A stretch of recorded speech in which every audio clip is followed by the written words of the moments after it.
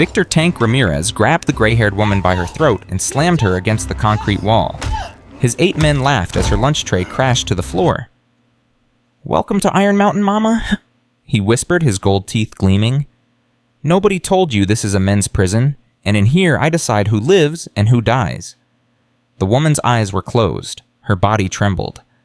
Tank squeezed harder. "Look at me when I'm talking to you, fat lady." She opened her eyes, and in that moment, Tank saw something that made his grip falter. Those weren't the eyes of a scared woman. Those were the eyes of a predator who had been waiting for exactly this moment. Before we continue, hit that subscribe button and stay until the end, because what happens next will shock you. Drop a comment telling me which city you're watching from. I want to see how far this story travels. Now, let's begin. Angela Patterson's hand slipped at 3:47 a.m. She had been staring at her computer screen for 16 hours straight. Her third energy drink sat empty beside her keyboard. 200 more inmate files to process before the database migration deadline. "Rachel Morrison," she mumbled, reading the name on screen. "Female, 46, wire fraud, tax evasion." Her finger moved toward the drop-down menu. Federal Women's Correctional Institution, Danbury, Connecticut. That was the correct facility. But her vision blurred. Her hand trembled from exhaustion. The cursor slipped one line down. Iron Mountain Federal Penitentiary, Montana. Maximum security, all male. Angela clicked and moved to the next file. She never looked back. 6 days later, Rachel Morrison stepped off a transport bus into hell. "Is that a woman?" someone shouted from behind the intake fence. "Holy shit, that's a woman. What the hell is going on?" Rachel heard the voices but kept her eyes forward. 25 years ago, she would have already calculated escape routes, assessed guard positions, identified potential weapons. But she had buried that woman in the desert outside Tel Aviv. She was Rachel Morrison now. Convicted fraudster. Nobody special? Officer Wheeler, a heavy-set sergeant with 30 years on the job, grabbed the transport paperwork and read it 3 times. His face went white. "This can't be right," he said. "This absolutely cannot be right." His partner shrugged. "Paperwork says what it says, Sarge." "Paperwork says we're processing a female inmate into a maximum security male facility. You understand what that means?" "Means somebody in Chicago screwed up bad." Wheeler turned to Rachel. She saw something in his eyes that surprised her. Not amusement, not cruelty, genuine concern.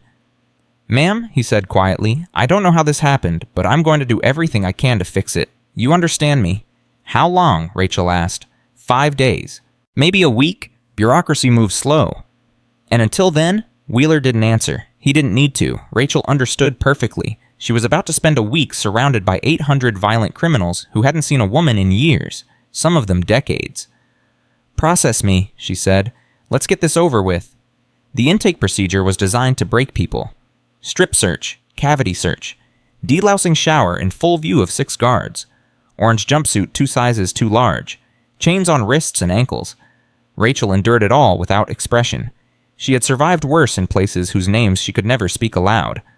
Officer Martinez laughed as she shuffled past. 23 years in corrections and I'd never seen nothing like this. Somebody up the chain is having themselves a real good time. His partner, Officer Jackson, didn't laugh. "This isn't funny. This woman is going to get killed." "Relax, she'll be in protective custody by tonight." So?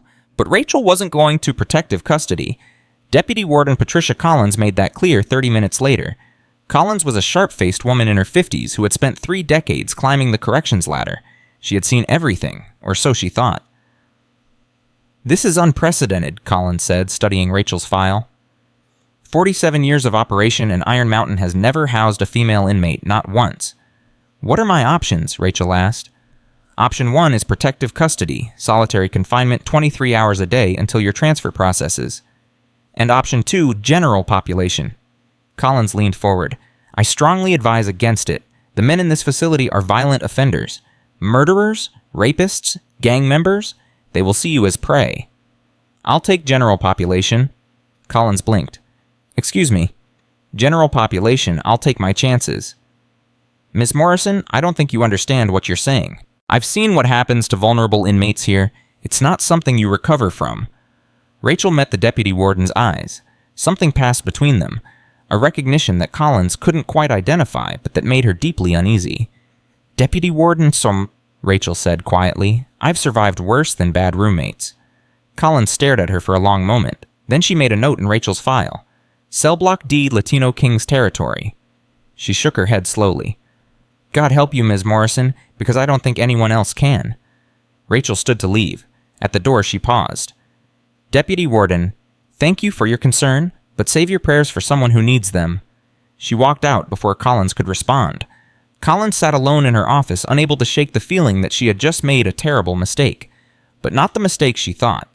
Marcus Chen was having a panic attack when the guards brought Rachel to his cell. He was a small man, mid-30s, serving 5 years for embezzling $4 million from his employer's pension fund.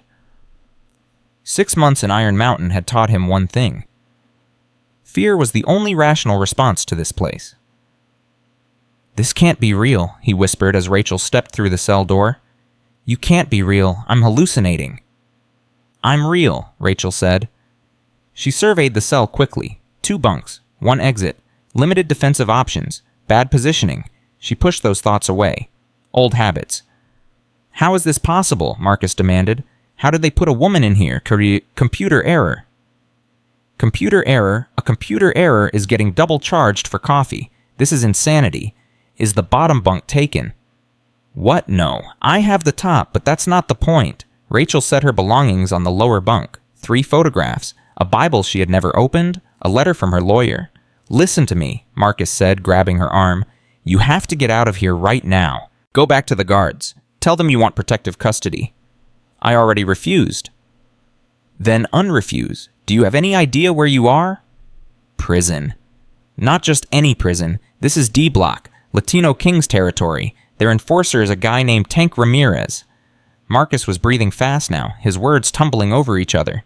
He was a professional fighter, MMA, 12 wins, 2 losses. Then he beat a man to death outside a nightclub and got 20 years. Sounds impressive. Impressive, lady, he's killed people inside this prison, multiple people, and when he finds out there's a woman on his block, then I'll deal with it. Marcus released her arm and stepped back. He stared at her like she had grown a second head. You'll deal with it, he repeated slowly. You're 5'4". You're overweight. You look like you couldn't run a block without getting winded, and you're going to deal with a professional killer. Is that what you see when you look at me, Marcus? A fat old woman who can't run. That's what everyone sees. Rachel smiled. It was a small smile, but it transformed her face in a way that made Marcus suddenly uncomfortable. Good, she said. That's exactly what I want them to see. Before Marcus could ask what that meant, footsteps echoed down the corridor. Heavy, deliberate, multiple men moving with purpose. Marcus went pale. Oh God, oh God, oh God, oh God. What? That's them. That's Tank's crew. Word must have spread already. Rachel moved to the cell door and looked out. 8 men were walking down the corridor led by the largest man she had seen since arriving. 6'3", 240 pounds of muscle. Gold teeth flashing as he smiled at the inmates who scrambled out of his way. That's Tank, Rachel asked. Yes, that's Tank. We need to hide. We need to... Relax, Marcus. Relax? How can you possibly tell me to relax? Rachel watched Tank approach. 25 years ago, she had hunted men far more dangerous than this one across 3 continents. She had killed terrorists in Damascus safe houses and survived interrogations that would have broken most people. But that was another life. Another woman. Wasn't it Tank stopped outside their cell? His crew spread out behind him, blocking any possibility of retreat. Well, well, well, Tank said, his voice carrying down the entire corridor. Looks like Christmas came early this year, boys. His crew laughed on cue. You're the lady everyone's talking about. Tank continued, looking Rachel up and down with unconcealed contempt. Gotta say I was expecting something nicer. You look like somebody's grandma who got lost on her way to church. More laughter. Rachel said nothing. She stood perfectly still, her hands clasped in front of her, her breathing slow and steady. What's the matter, Mama Cat? Got your tongue? No. Doll? No, then why don't you say something, introduce yourself, tell us what you're in for. Wire fraud, tax evasion. Tank threw his head back and laughed. Wire fraud. You hear that, boys? We got ourselves a white-collar criminal. What happened, Mama? Steal a little too much from the church. Bingo fund. Something like that. Tank stepped closer. He was inside the cell now, his massive frame filling the doorway. Behind him, his crew watched with eager anticipation. Let me explain how things work around here, Tank said, his voice dropping. D-Block belongs to the Latin Kings, which means everything in D-Block belongs to us. The drugs, the gambling, the protection rackets. He smiled. And now you. Rachel met his eyes. I don't belong to anyone. The corridor went silent. Even Tank's crew stopped their snickering. What did you say? Tank asked softly. I said I don't belong to anyone. I never have. I never will. Tank stared at her. For just a moment, something flickered in his expression. Uncertainty. Confusion. The woman's response didn't match her appearance. She should be crying. Begging. Offering to do anything to survive. Instead, she was looking at him like he was an inconvenience. You got guts, Mama, Tank said finally. I'll give you that, but guts don't mean nothing in here. You know what means something power, and I got all of it. If you say so, I do say so, and here's how it's going to go. Tomorrow morning breakfast, you're going to come find me. You're going to apologize for disrespecting me in front of my boys, and then you're going to do whatever I tell you to do whenever I tell you to do it. You understand? And if I don't... Tank leaned in close. His breath was hot against her face. Then I'm going to show you what happens to people who disrespect me. And believe me, Mama, you don't want that lesson. Rachel didn't flinch, didn't blink, didn't look away. I'll see you at breakfast, she said. Tank held her gaze for a long moment. Then he laughed and stepped back. I like you, Mama. You got fire. Too bad it ain't going to save you. He turned and walked away, his crew falling in behind him. Their laughter echoed down the corridor long after they disappeared. Marcus collapsed onto his bunk, shaking violently. We're dead, he moaned. We're both dead. We're fine. Fine. Did you hear what he said? Did you see the look in his eyes? That man is going to kill you, and then he's going to kill me just for being your cellmate. Rachel sat down on her bunk and began removing her shoes. Her movements were calm, methodical, as if nothing unusual had happened. Marcus, I need you to listen to me carefully. What? Tomorrow morning, whatever happens, I need you to stay out of it. Don't try to help me. Don't try to intervene. Just keep your head down and let me handle things. Handle things? How are you going to handle things? You're one woman against. Marcus. Her voice was sharp now, cutting through his panic. Do you trust me? I don't even know you. Fair point. Then let me ask a different question. Do you want to survive the next week? Of course I do. Then do exactly what I say. Stay out of my way. Don't draw attention to yourself. And whatever you see tomorrow morning, keep your mouth shut about it afterward. Marcus stared at her. What are you planning? Rachel lay back on her bunk and closed her eyes. Nothing, she said. I'm just going to eat breakfast. She didn't sleep that night, not because she was afraid. She had trained herself decades ago to function without sleep when necessary, but the sounds of the prison kept her alert. Men shouting, guards walking the tier, somewhere distant someone screaming, and memories. Always the memories. She was 19 years old, standing in a training facility in the Negev desert. An instructor whose name she never learned was demonstrating a chokehold. In Krav Maga, there are no rules, he said. No honor, no mercy. When someone tries to kill you, your only objective is to make sure you are the one who walks away. Everything else is noise. She was 23, completing her first solo mission in Beirut. A Hamas operative who had planned a bombing that would have killed hundreds. She found him in a hotel room. He never saw her coming. Afterward, she sat on the bathroom floor and vomited until there was nothing left. She was 28, extracting a defector from Syrian intelligence. The mission went wrong. Her partner took a bullet meant for her. She carried him 3 miles through enemy territory to the extraction point. He died in the helicopter, holding her hand. She was 32, standing in a basement in Tehran. A man strapped to a chair, blood dripping from his face, her hands aching from the work she had done. Tell me what I need to know, she said, and this ends. He told her. She ended it anyway. She was 35, sitting across from a psychiatrist in Tel Aviv. He was explaining that she had severe PTSD, that she needed to stop operational work immediately, that continuing would destroy her. What else am I supposed to do? She asked.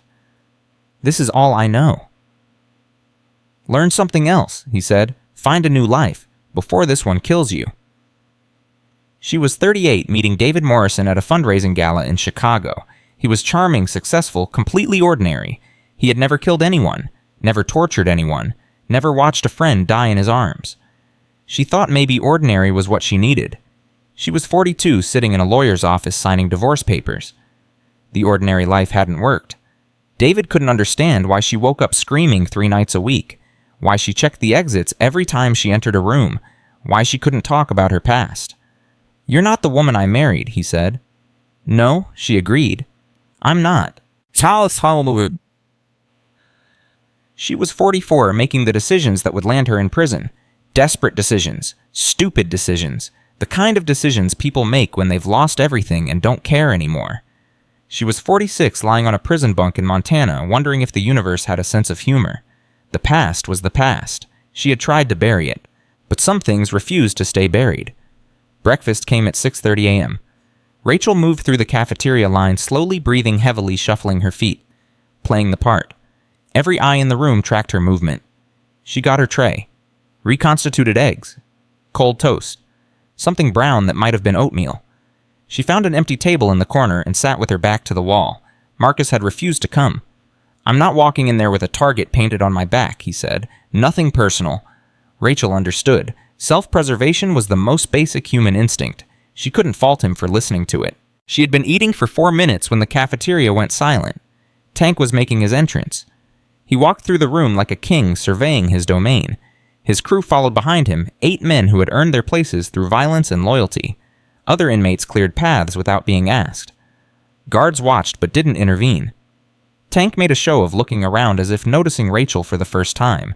Then he smiled and began walking toward her table. Well, he announced loud enough for the entire cafeteria to hear. "Looks like Mama decided to show up after all, and here I thought you might be hiding in protective custody by now." His crew laughed. Some of the other inmates joined in, grateful not to be the target of Tank's attention. Rachel continued eating. She didn't look up. "Hey!" Tank stopped at her table, looming over her. "I'm talking to you, lady." Rachel took another bite of eggs. "I can hear you." "Then look at me when I'm speaking." Rachel set down her fork. She raised her eyes to meet Tank's gaze. And there it was again, that flicker of uncertainty in Tank's expression. The woman's eyes didn't match the rest of her. They were calm, steady, patient, like she was waiting for something. "You remember what I told you last night?" Tank asked. "About what was going to happen this morning?" "I remember." "So where's my apology?" "There isn't one." The cafeteria went quieter still. 300 men holding their breath. Tank's smile faded. "You want to say that again?" "I said there isn't an apology because I haven't done anything wrong. You disrespected me in front of my boys. I answered your questions honestly. If you find honesty disrespectful, that's your problem." Tank's hands clenched into fists. His crew shifted behind him, sensing the change in their leader's mood. "You know what, Mama, I was going to go easy on you. Rough you up a little, teach you some manners, let it go at that. But now?" He cracked his knuckles. "Now I'm going to make an example out of you." "I wouldn't do that if I were you." Tank laughed. "Oh yeah, why not?" "Because you won't like what happens next." "What happens next? Lady, look around you. I got 8 soldiers at my back. You got nothing. What exactly do you think is going to happen?" Rachel stood slowly. She was shorter than Tank by nearly a foot, lighter by 70 pounds, older by 12 years. She looked up at him, and smiled. "I think," she said quietly, "that you're about to learn why you should never judge someone by how they look." Tank's response was immediate and violent. His right hand shot toward her throat, the same grab that had worked on countless victims before. Rachel moved. Not fast, not flashy, just precise. Her left hand came up, redirecting Tank's grab so that his momentum carried him slightly off balance. At the same moment, her right hand struck his solar plexus with her palm. The technique was called stopping the heart. Applied correctly, it disrupted breathing and caused temporary paralysis of the diaphragm. Applied with full force, it could kill. Rachel held back. Tank's eyes went wide. The breath exploded from his lungs. His massive frame folded as he dropped to one knee, gasping like a fish pulled from water. The cafeteria erupted in shocked murmurs. Spider-Tank's second-in-command rushed forward. "What the hell did you do to him?" He grabbed for Rachel's arm. Her hand moved again, finding the nerve cluster in his wrist. She pressed. Spider screamed and stumbled backward, his arm hanging limp and useless. 2 more of Tank's crew lunged at her. Rachel stepped between them, using their momentum against each other. They collided and crashed to the floor in a tangle of limbs. A 4th man swung at her head. She ducked under the blow and drove her knee into his thigh, hitting the nerve cluster that would paralyze his leg. He dropped. The remaining 4 crew members hesitated. They had just watched their leader and 4 of their best fighters get dismantled in less than 8 seconds by a woman who looked like she should be baking cookies. "Anyone else?" Rachel asked. Her voice was calm. Her breathing was steady. She wasn't even sweating. Nobody moved. Tank struggled to his feet, his face crimson with rage and humiliation. Every eye in the cafeteria was on him. His reputation built over 8 years of violence and intimidation was crumbling by the second. "You," he wheezed, pointing a shaking finger at Rachel. "You're dead. You hear me? Dead. I hear you. This isn't over. It is for today." Rachel picked up her tray from the table. "All I wanted was to eat my breakfast in peace. You're the one who decided to make it complicated." She walked toward the cafeteria exit. 300 men parted before her like water. Nobody touched her. Nobody spoke. At the door, she paused and looked back at Tank. "Next time you want to have a conversation, she said, try using your words instead of your fists. You might be surprised how well it works." Then she was gone. The cafeteria remained silent for a long moment. Then the whispers began. "Did you see that? 8 seconds. She dropped 5 of them in 8 seconds. Who the hell is she? Did you see her eyes? She didn't even blink." Tank got destroyed, absolutely destroyed. This changes everything. In the corner of the cafeteria, a man watched the aftermath with great interest. He was older than most inmates, with gray at his temples and calm, intelligent eyes. His name was Diego Santana, and he was the true leader of the Latin Kings. He had been running D-Block for 18 years. In that time, he had survived 3 prison riots, 2 assassination attempts, and countless challenges to his authority. He had built an empire behind these walls, carefully balanced between violence and diplomacy. And now a middle-aged woman had just upset that balance in the most spectacular way possible. "Get me everything on her," Diego said quietly to the man beside him. "Everything. I want to know who she really is." "You think she's somebody?" Diego watched Rachel's retreating form disappear through the cafeteria doors. "I think," he said slowly, "that we just had a wolf walk into our sheep pen, and none of us realized it until she showed her teeth." Rachel returned to her cell to find Marcus huddled on his bunk, shaking. "I heard," he whispered. "Everyone heard. The whole prison is talking about it. News travels fast. Fast. It's been 20 minutes, and I've already heard 6 different versions of what happened. Some people are saying you killed 2 of Tank's men." "I didn't kill anyone." "Then what did you do? How did you—" Marcus gestured helplessly. "How is any of this possible?" Rachel sat down on her bunk. Now that the adrenaline was fading, she felt tired, bone tired, the kind of tired that sleep couldn't fix. "I told you," she said, "I'm not what I look like." "No kidding. But what are you, CIA Special Forces, some kind of assassin? Does it matter?" "Yes, it matters, because whatever you are, you just made yourself the most famous person in this prison. And Tank Ramirez is not going to let what happened slide. He can't. His entire reputation depends on making you pay." "I know." "Then what are you going to do?" Rachel closed her eyes. "Whatever I have to." The afternoon brought a visitor Rachel hadn't expected. Officer Wheeler appeared at her cell door during the quiet hours when most inmates were in their work assignments. "Morrison," he said, "walk with me." Rachel followed him down the corridor to a small interview room. Inside, Deputy Warden Collins was waiting with a thick folder open on the table. "Sit down, Ms. Morrison." Rachel sat. Collins studied her for a long moment. "You want to explain to me what happened in the cafeteria this morning?" "There was a disagreement. It got resolved." "Resolved? That's an interesting word for it." Collins flipped through the pages in her folder. "Tank Ramirez has been to the infirmary twice. Difficulty breathing and severe abdominal pain. 4 of his associates are being treated for various injuries, including a dislocated shoulder, a hyperextended elbow, and something the doctor described as acute nerve trauma. All of them are claiming assault." "They started it." "Security footage confirms that. Tank made the first aggressive move, but what the footage doesn't explain is how an overweight middle-aged woman managed to incapacitate 5 men in approximately 8 seconds using techniques that our security consultant has never seen before." Rachel said nothing. Collins pulled a single sheet of paper from the folder and slid it across the table. "This came in an hour ago. A response to my inquiry about your background." Rachel looked at the paper. Her stomach tightened. Most of the document was blacked out, redacted, classified, but the letterhead was clearly visible, Department of Defense, and beneath that 3 words that hadn't been redacted, access denied, compartmentalized. "Interesting," Collins said. "A simple wire fraud conviction, and suddenly the Department of Defense is classifying your records. Would you like to explain that to—" "I can't." "Can't or won't, huh?" "Both." Collins leaned forward. Miss Morrison, I've been in corrections for 30 years. I've met spies, assassins, and undercover agents. I've processed inmates with backgrounds so classified that even their names were redacted. But I've never seen a response like this. She tapped the paper. Whatever you did before you came here, someone very powerful doesn't want me knowing about it, and that makes you either an asset or a threat. I haven't decided which yet. Rachel met her eyes. I'm neither. I'm just a woman who made mistakes and is paying for them. And the training, the skills that let you drop 5 gang members without breaking a sweat? Self-defense classes, yoga, clean living. Collins almost smiled. You expect me to believe that? I expect you to believe whatever you want. But Deputy Warden, I'll tell you the same thing I told Tank Ramirez. I didn't start this fight, I just finished it. And when Tank comes back for round 2, because he will, his pride demands it. Then I'll finish that one too. Collins studied her for a long moment. Then she closed the folder and stood. I don't know what your game is, Morrison, but I know this whatever happened this morning is going to have consequences. Tank Ramirez isn't the type to let humiliation stand, and now there are other factors in play.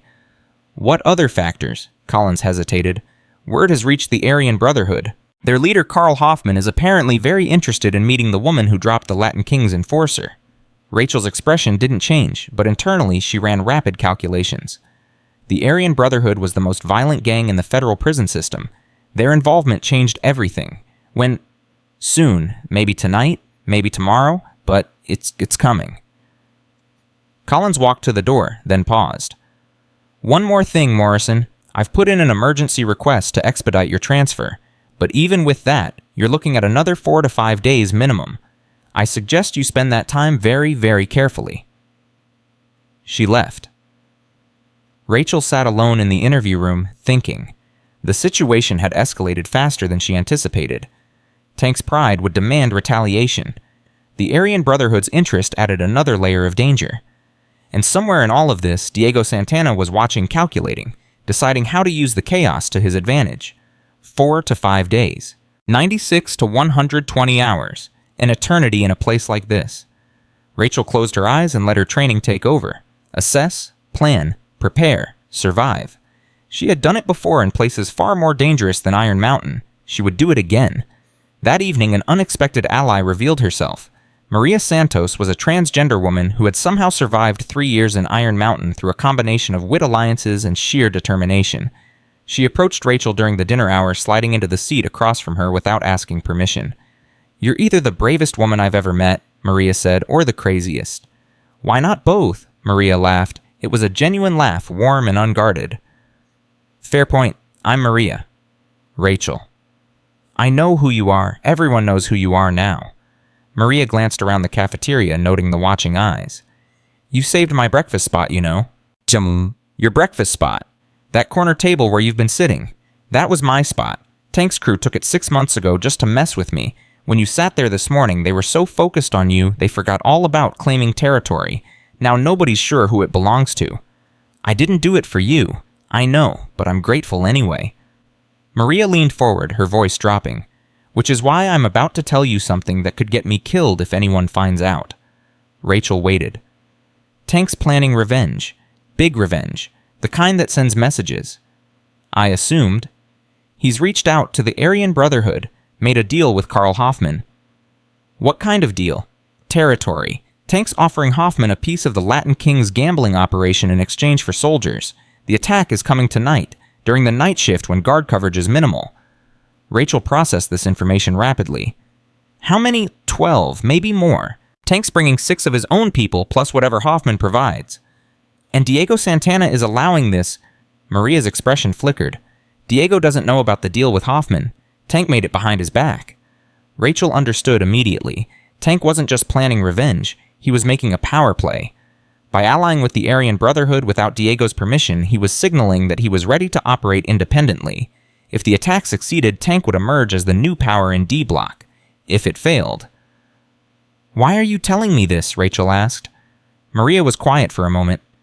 Because you're the first person in 3 years who looked at Tank like he was nothing.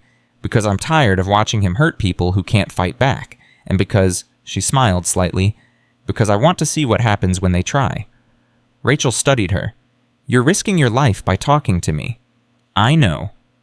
If Tank finds out, he won't, unless you tell him. Rachel shook her head slowly. I won't. But Maria, I need you to understand something. What's coming tonight isn't going to be pretty. People are going to get hurt. Badly. Tank's people.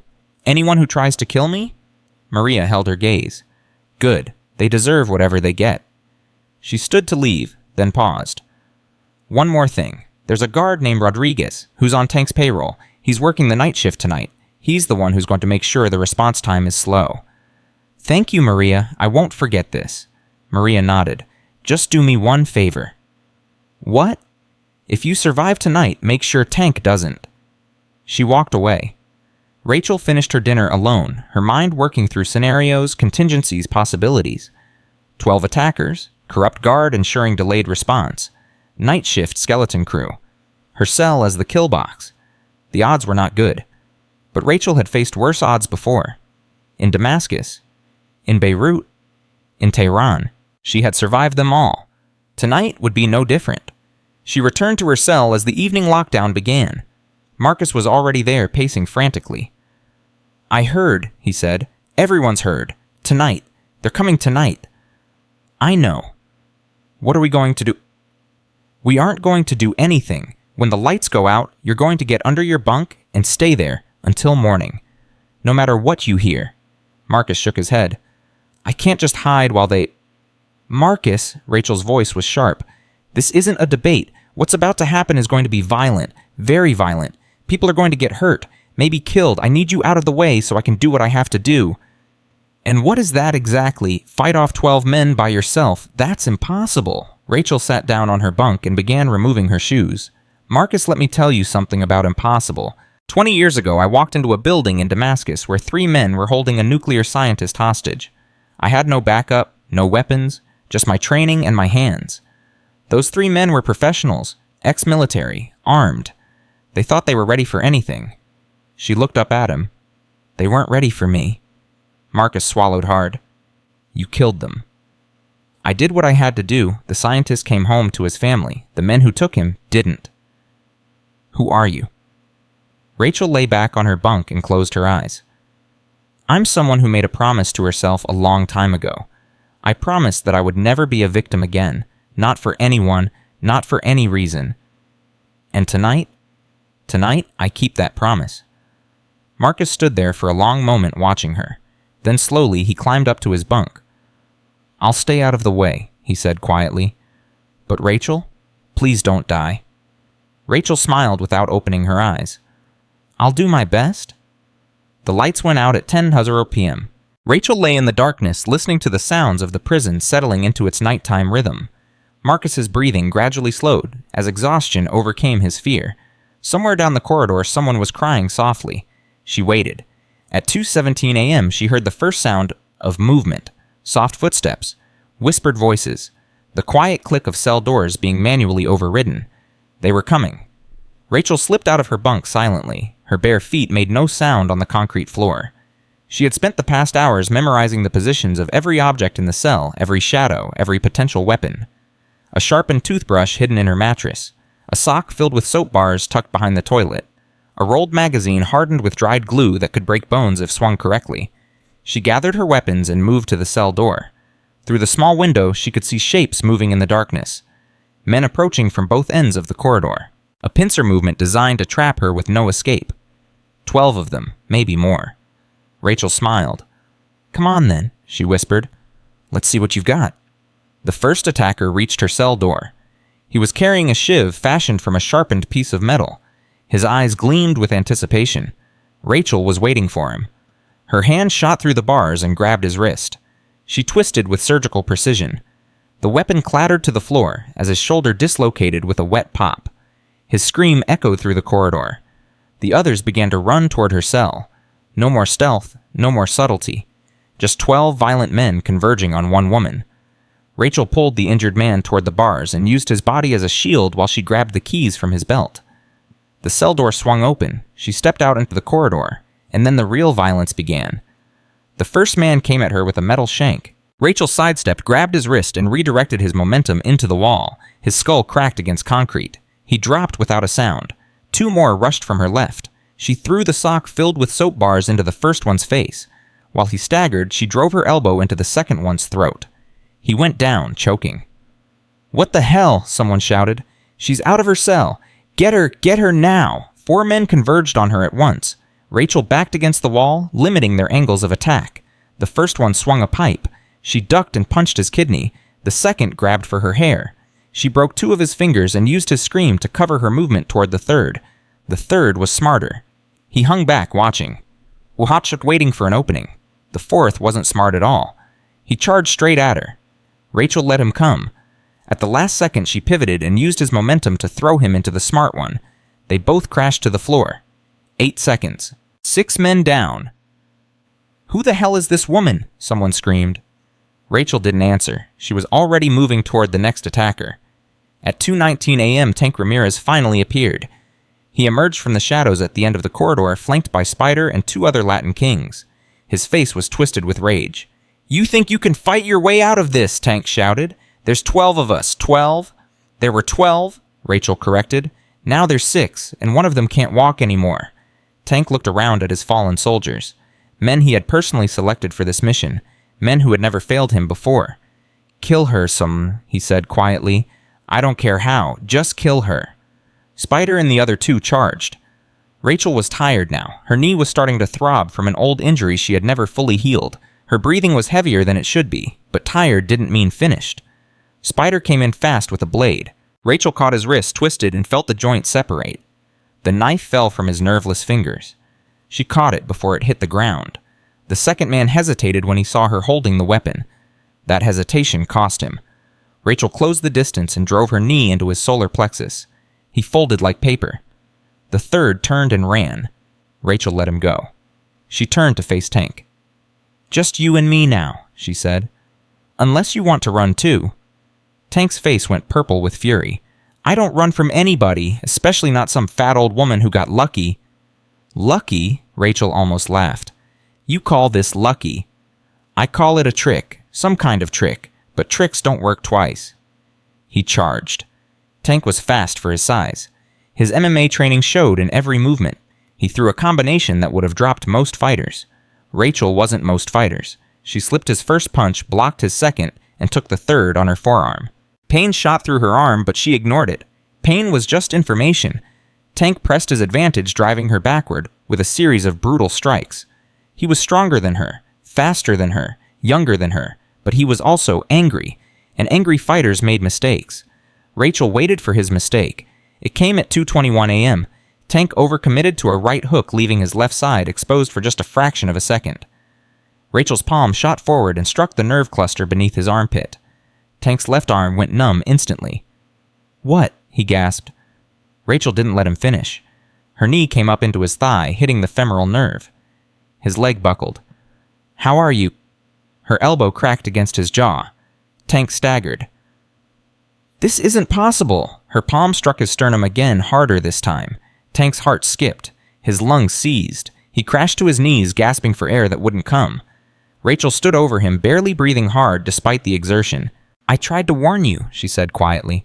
"All I wanted was to be left alone. You're the one who made this personal." Tank looked up at her with something new in his eyes. Not anger, not pride. Fear. "What are you?" he whispered.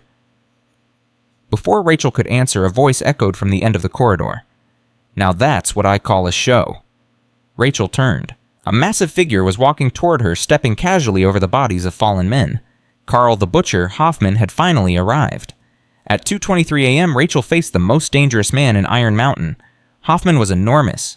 6'5", 280 pounds, with arms covered in white supremacist tattoos that told the story of 15 confirmed kills. He moved with the casual confidence of a predator who had never met his match. "You must be the famous Rachel Morrison," Hoffman said, stopping 10 feet away.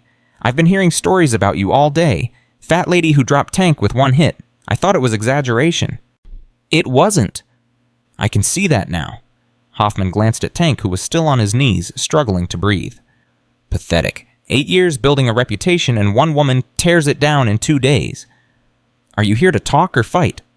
Hoffman smiled. His teeth were stained yellow.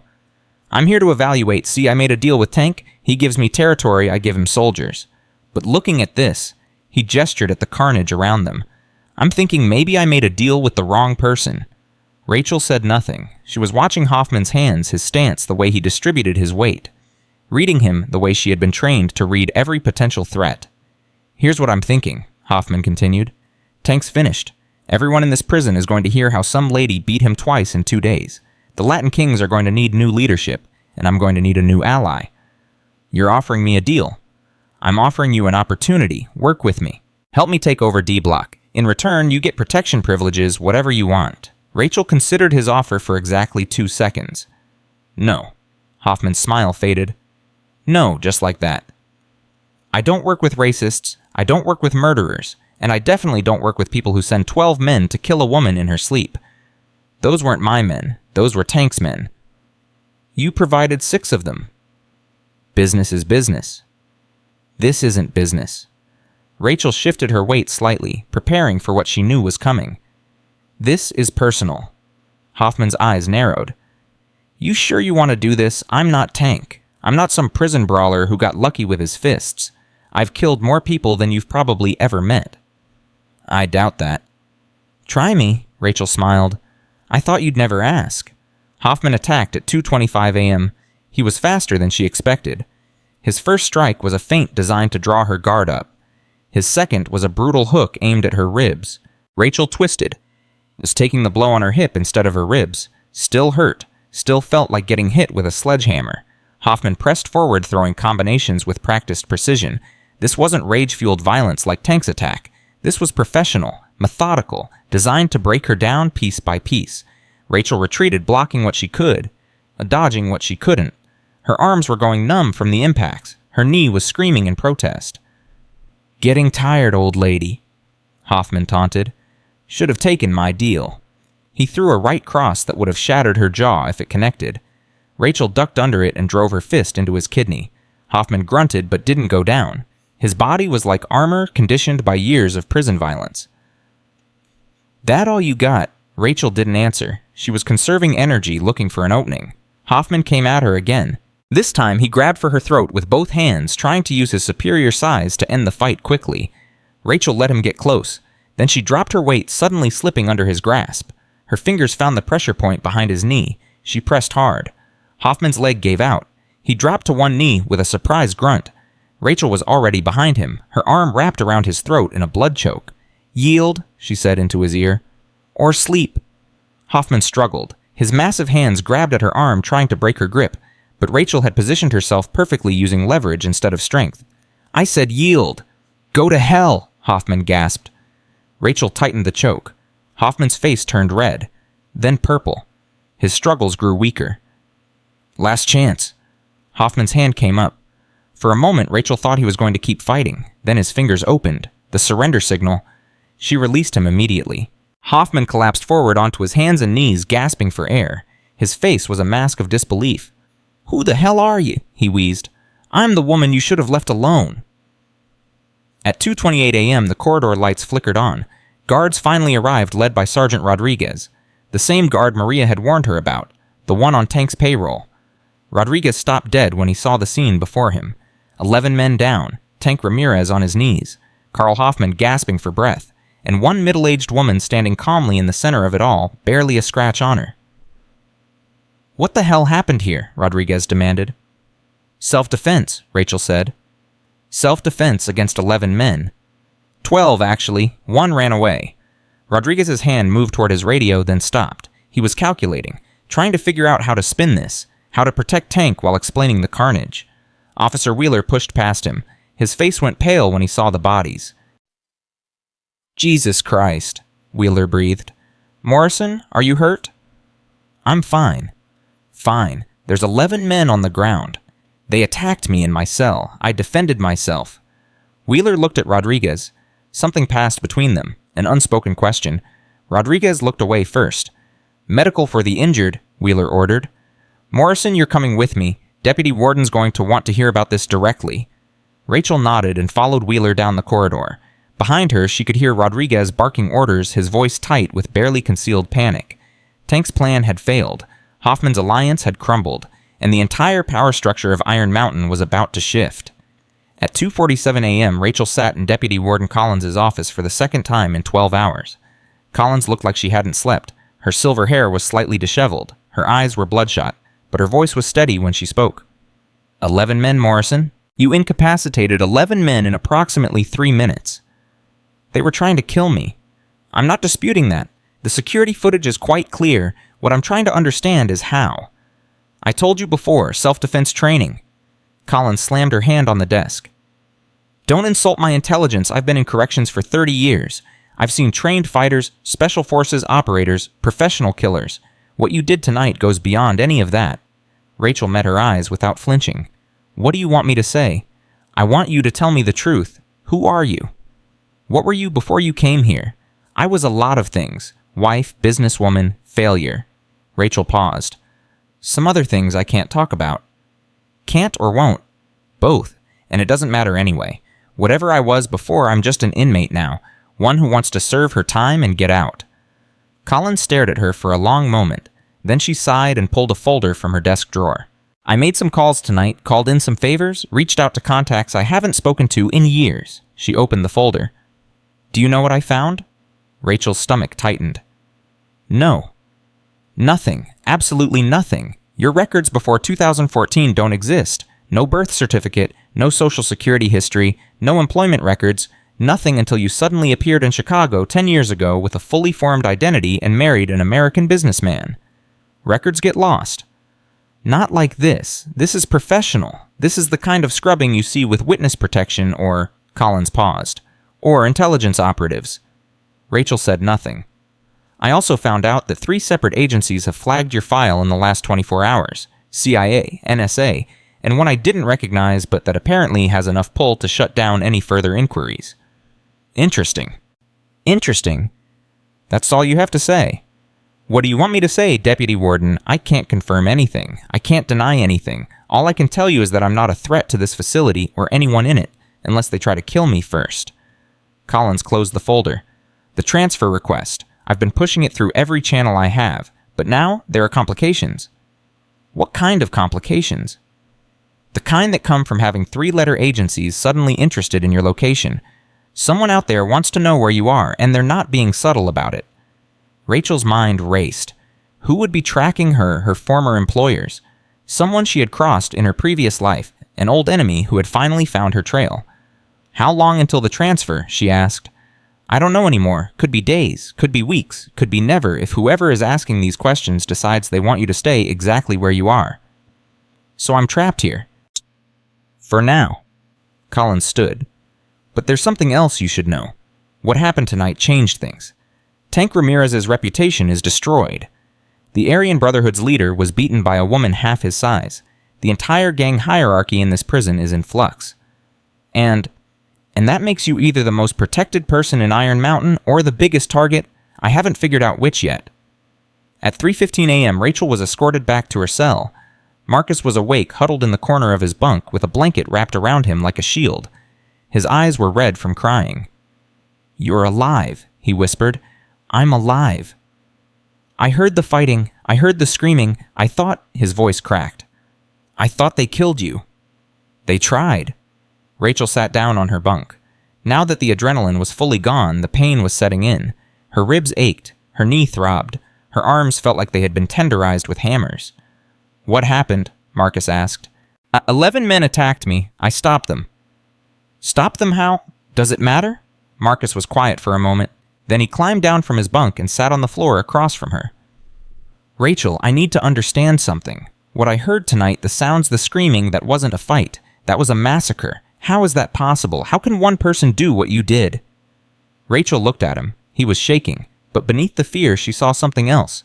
Curiosity, and maybe, just maybe, a flicker of hope.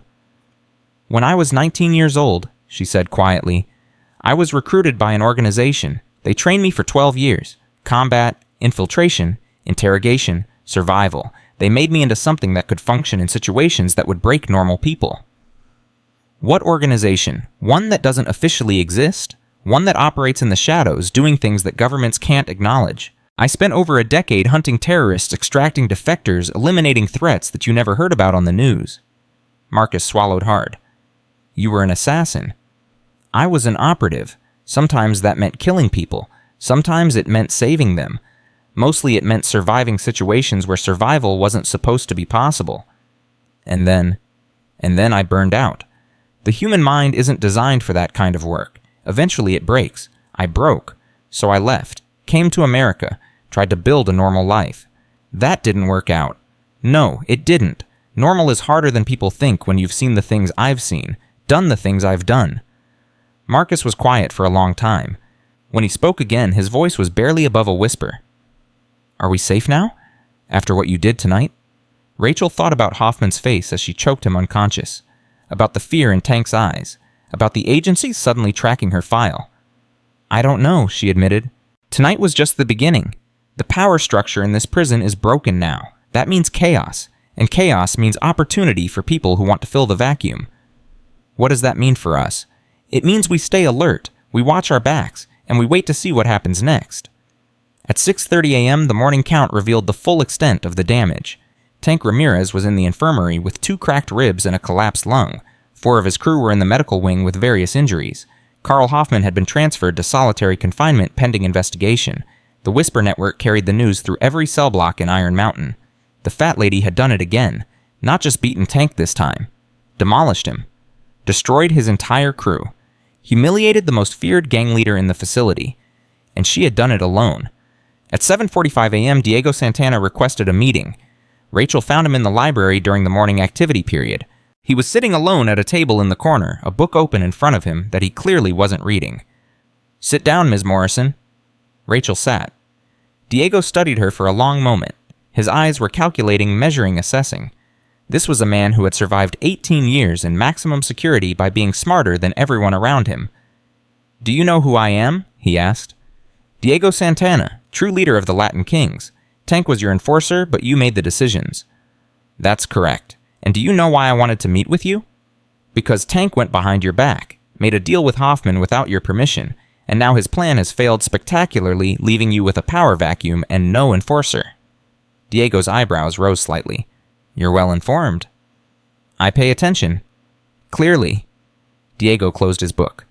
Tank was useful, loyal in his way, but he was also stupid. Ruled by pride instead of strategy. I warned him not to pursue this vendetta against you. He didn't listen. And now? Now he's finished. Even if he recovers from his injuries, his reputation is destroyed. No one fears a man who's been beaten twice by... He paused. By a fat old woman. Your words, not mine, although I suspect that description significantly undersells what you actually are. What do you think I am? Diego leaned back in his chair. I think you're the most dangerous person in this prison. More dangerous than Tank, more dangerous than Hoffman, possibly more dangerous than anyone I've encountered in 18 years. That's quite a compliment. It's an observation, one that leads me to a simple question. Diego's eyes locked onto hers. What do you want? Rachel considered the question carefully. I want to serve my time and get out, nothing more. Really, no ambition, no desire for power or influence. I've had power, I've had influence. They weren't worth what they cost me. Diego nodded slowly. I believe you, which is unfortunate. Why? Because a person with your skills could be extremely valuable to me, and because refusing my protection means you remain a target for every ambitious fool in this prison who thinks they can make their reputation by taking you down. I can handle ambitious fools. You've proven that. But can you handle them every day for the next 18 months? Can you fight off every challenge, every attack, every scheme? Even the strongest warrior eventually grows tired. Rachel didn't answer, because Diego was right. Here's what I'm offering, Diego continued. Official protection from the Latin Kings. No one touches you without going through us. In return, I ask only one thing. What? Your expertise. I have problems sometimes. Situations that require a certain kind of thinking. Strategic problems. Security concerns. I'd like to be able to consult with you when they arise. Consulting, that's all? That's all. No violence, no enforcement, just advice when I need it. Rachel thought about the offer. It was reasonable, pragmatic, the kind of deal that made sense in a place like this. But accepting it meant becoming part of the system, part of the hierarchy, part of something she had spent 10 years trying to escape. I need time to think about it, she said. Of course, but don't take too long. The power vacuum won't last forever. When it fills, I'd like to know which side you're on. At 10:30 a.m., Rachel learned that the outside world had taken notice. Officer Wheeler found her in the yard during the morning exercise period. His face was grim. "Morrison, you have a visitor."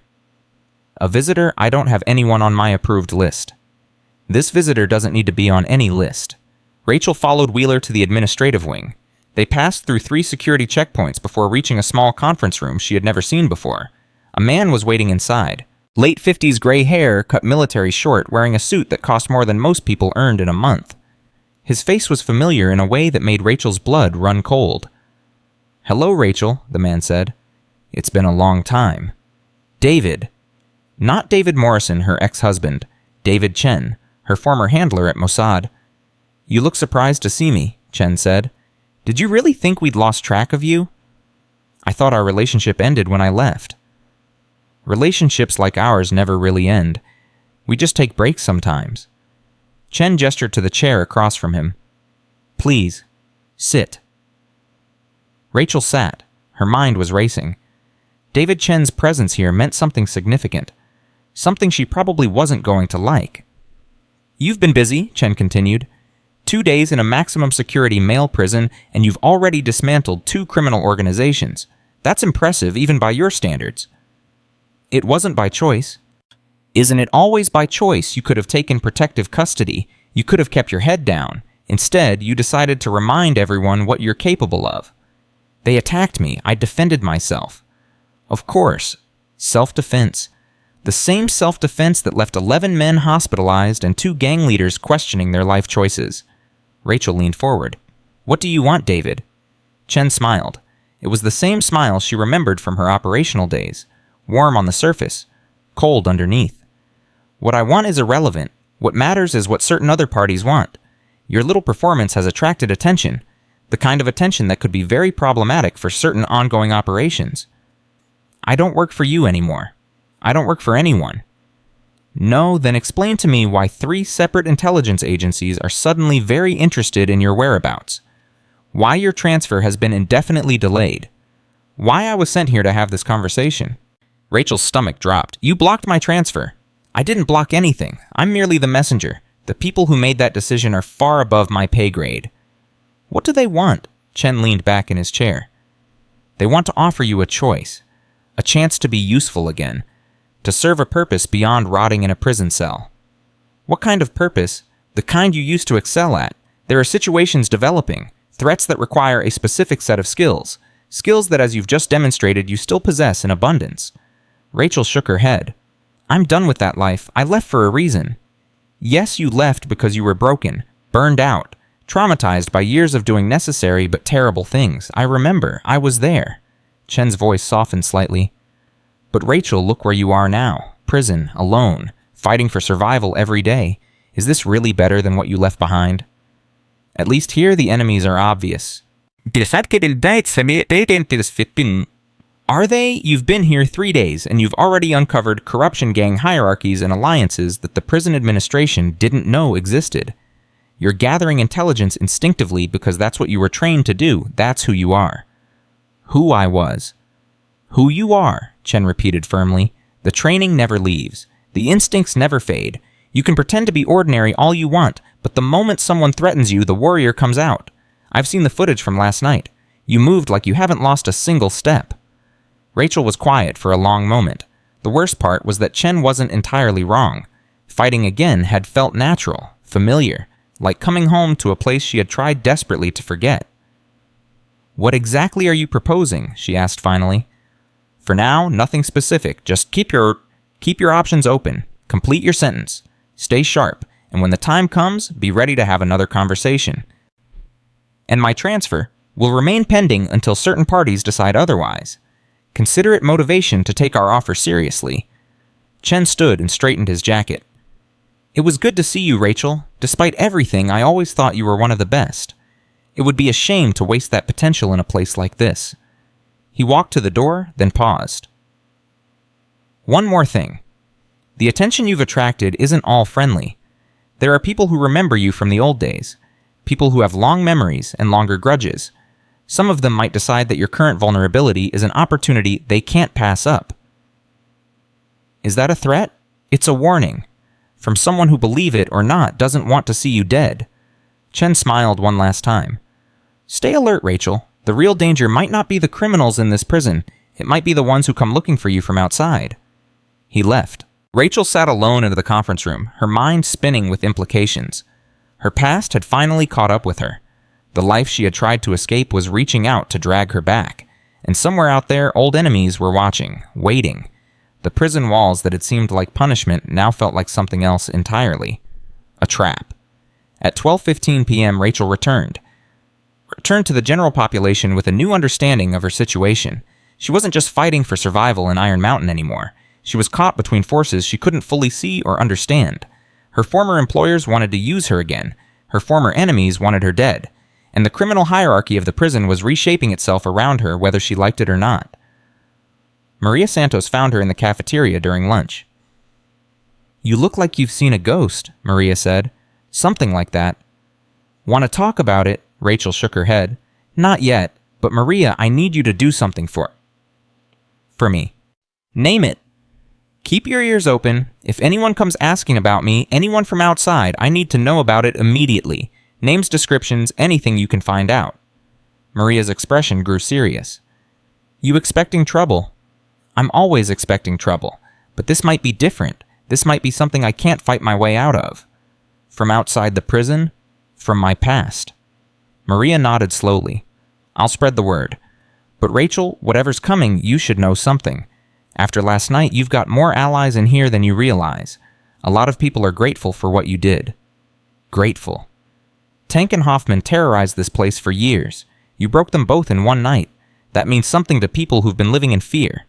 Rachel looked around the cafeteria. She noticed something she hadn't before. People nodding at her, making eye contact. Small gestures of acknowledgement from inmates who had avoided her completely just yesterday. They're not afraid of me, she realized. Some are, but most of them are impressed. And in a place like this, respect is worth more than gold. Rachel thought about Diego's offer, about Chen's proposal, about the enemies gathering outside the walls. Maybe she didn't have to face all of this alone. Maybe that was the lesson she was supposed to learn.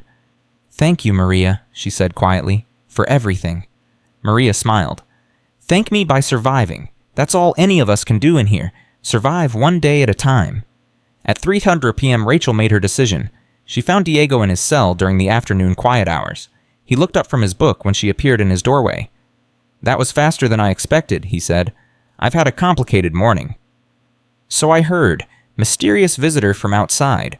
Very unusual for someone with your profile. You heard about that. I hear about everything that happens in this prison. It's how I've stayed alive for 18 years. Rachel stepped into the cell. I'll accept your offer, protection in exchange for consultation, but I have conditions. Name them. First, no violence on my behalf unless I specifically authorize it. I don't want people hurt in my name. Reasonable. Second, anything I tell you stays between us. No sharing with your lieutenants, no using it for leverage. Complete discretion. Also reasonable. Third, if I decide to leave this arrangement, I walk away clean. No retribution, no hard feelings. Diego considered this for a moment. The first two conditions I can agree to without reservation. The third is more complicated. If you leave, it could be seen as weakness on my part. Then frame it differently. Say I was never really part of your organization. Say I was an independent consultant who finished her contract. Diego smiled. You're good at this. The political maneuvering, the perception management. Where did you learn these skills? The same place I learned everything else. By surviving situations where failure meant death. Fair enough. Diego extended his hand. We have a deal, Ms. Morrison. Rachel shook it. Rachel, if we're going to work together, you should use my name. Rachel, then. Welcome to the Latin Kings. Unofficially, of course. As Rachel walked back to her cell, she felt the weight of her choices settling onto her shoulders. She had just allied herself with a criminal organization. She had former intelligence agencies trying to recruit her. She had old enemies possibly hunting her. And she was still trapped in a maximum security prison with no clear way out. But for the first time since arriving at Iron Mountain, she felt something other than reactive survival. She felt like she was taking control. Whatever came next, she would face it on her terms. Not as a victim, not as a pawn, as exactly who she had always been. Day 4 at Iron Mountain began at 5:47 a.m. with a scream. Rachel was already awake when she heard it. She had been lying in her bunk staring at the ceiling, running through scenarios in her mind. The scream cut through her concentration like a blade. Marcus jerked upright in his bunk. What was that Stay here. Rachel moved to the cell door and looked out. Guards were running down the corridor toward the shower block. More screams followed, then shouting, then silence. 20 minutes later, the Whisper Network delivered the news. Spider was dead. Someone had slit his throat in the showers while the morning guards were changing shifts. No witnesses, no suspects, no explanation. This is bad, Marcus said when Rachel returned to the cell. This is really, really bad. Why, Spider was Tank's second in command. With Tank in the infirmary, Spider was supposed to hold things together for the Latin Kings. Now they have no leadership at all. Rachel understood immediately. The power vacuum she had created was beginning to collapse into chaos. At 7:15 a.m., Diego summoned her. He was pacing when she arrived at his cell. She had never seen him pace before. The calm, calculating strategist looked genuinely shaken. "You've heard about Spider?" he said. "I heard." "This wasn't random. This was a message." "From who?" "That's what I need you to help me figure out." Diego stopped pacing and faced her. Spider was loyal, stupid but loyal. He would never have gone to the showers alone during a shift change unless someone told him it was safe. Someone he trusted. Exactly, someone inside the organization. Diego's jaw tightened. "I have a traitor in my ranks, Rachel, and until I find out who it is, no one is safe." Rachel's mind was already working through possibilities.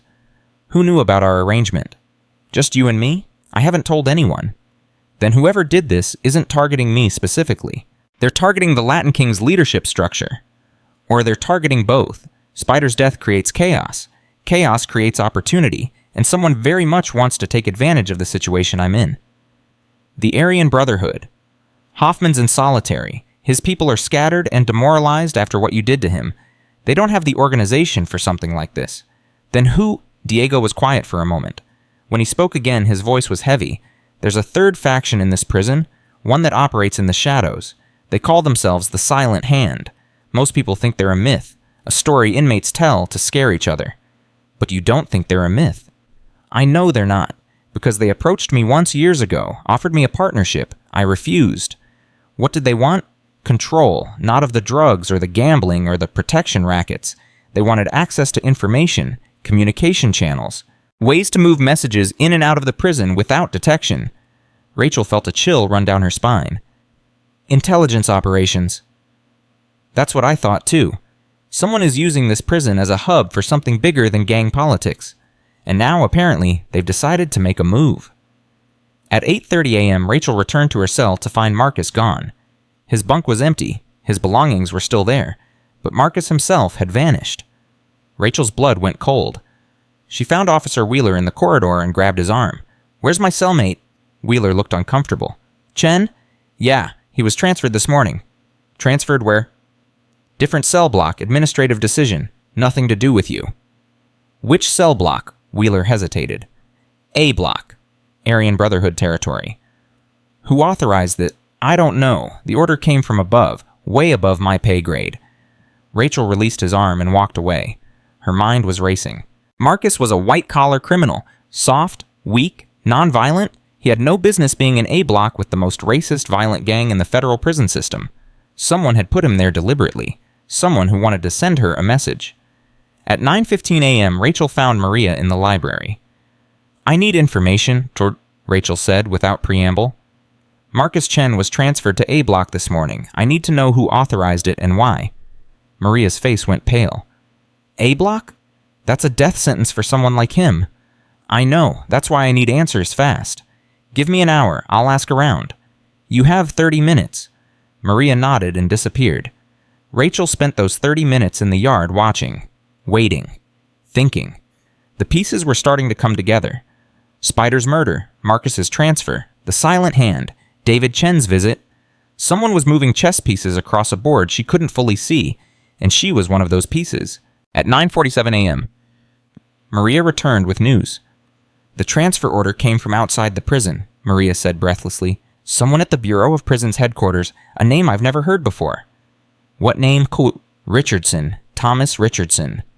Rachel closed her eyes. She knew that name. Thomas Richardson had been a CIA liaison during her operational days. A cold, efficient man who treated human beings like disposable assets. This isn't about prison politics, Rachel said quietly. This is about me. What do you mean, was? Someone from my past is using Marcus as leverage. They transferred him to A block because they knew I'd find out. They knew I'd react. React how? Rachel opened her eyes. By doing something stupid. By making a mistake. By revealing something about myself that I've been trying to hide. So what are you going to do, Height? Rachel thought about Marcus. Terrified, awkward Marcus, who had warned her about Tank on her first night, who had hidden under his bunk while she fought for her life, who had asked her please not to die. I'm going to do something stupid, she said. At 10:30 a.m., Rachel walked into A block. The guards didn't stop her. They barely glanced at her pass. Someone had cleared her way. That meant someone was watching. A block felt different from D block. The energy was darker, more concentrated. Swastika tattoos were everywhere. White inmates clustered in groups watching her approach with open hostility. Wrong neighborhood, sweetheart, someone called out. Looking for someone, Rachel replied. Ain't nobody here wants to be found by you. Rachel kept walking. She could feel the tension building around her with every step. These men knew who she was, knew what she had done to Hoffman, and they wanted payback. She found Marcus in a cell at the end of the block. He was huddled on a bunk, his face bruised and swollen. When he saw Rachel, his eyes went wide with terror.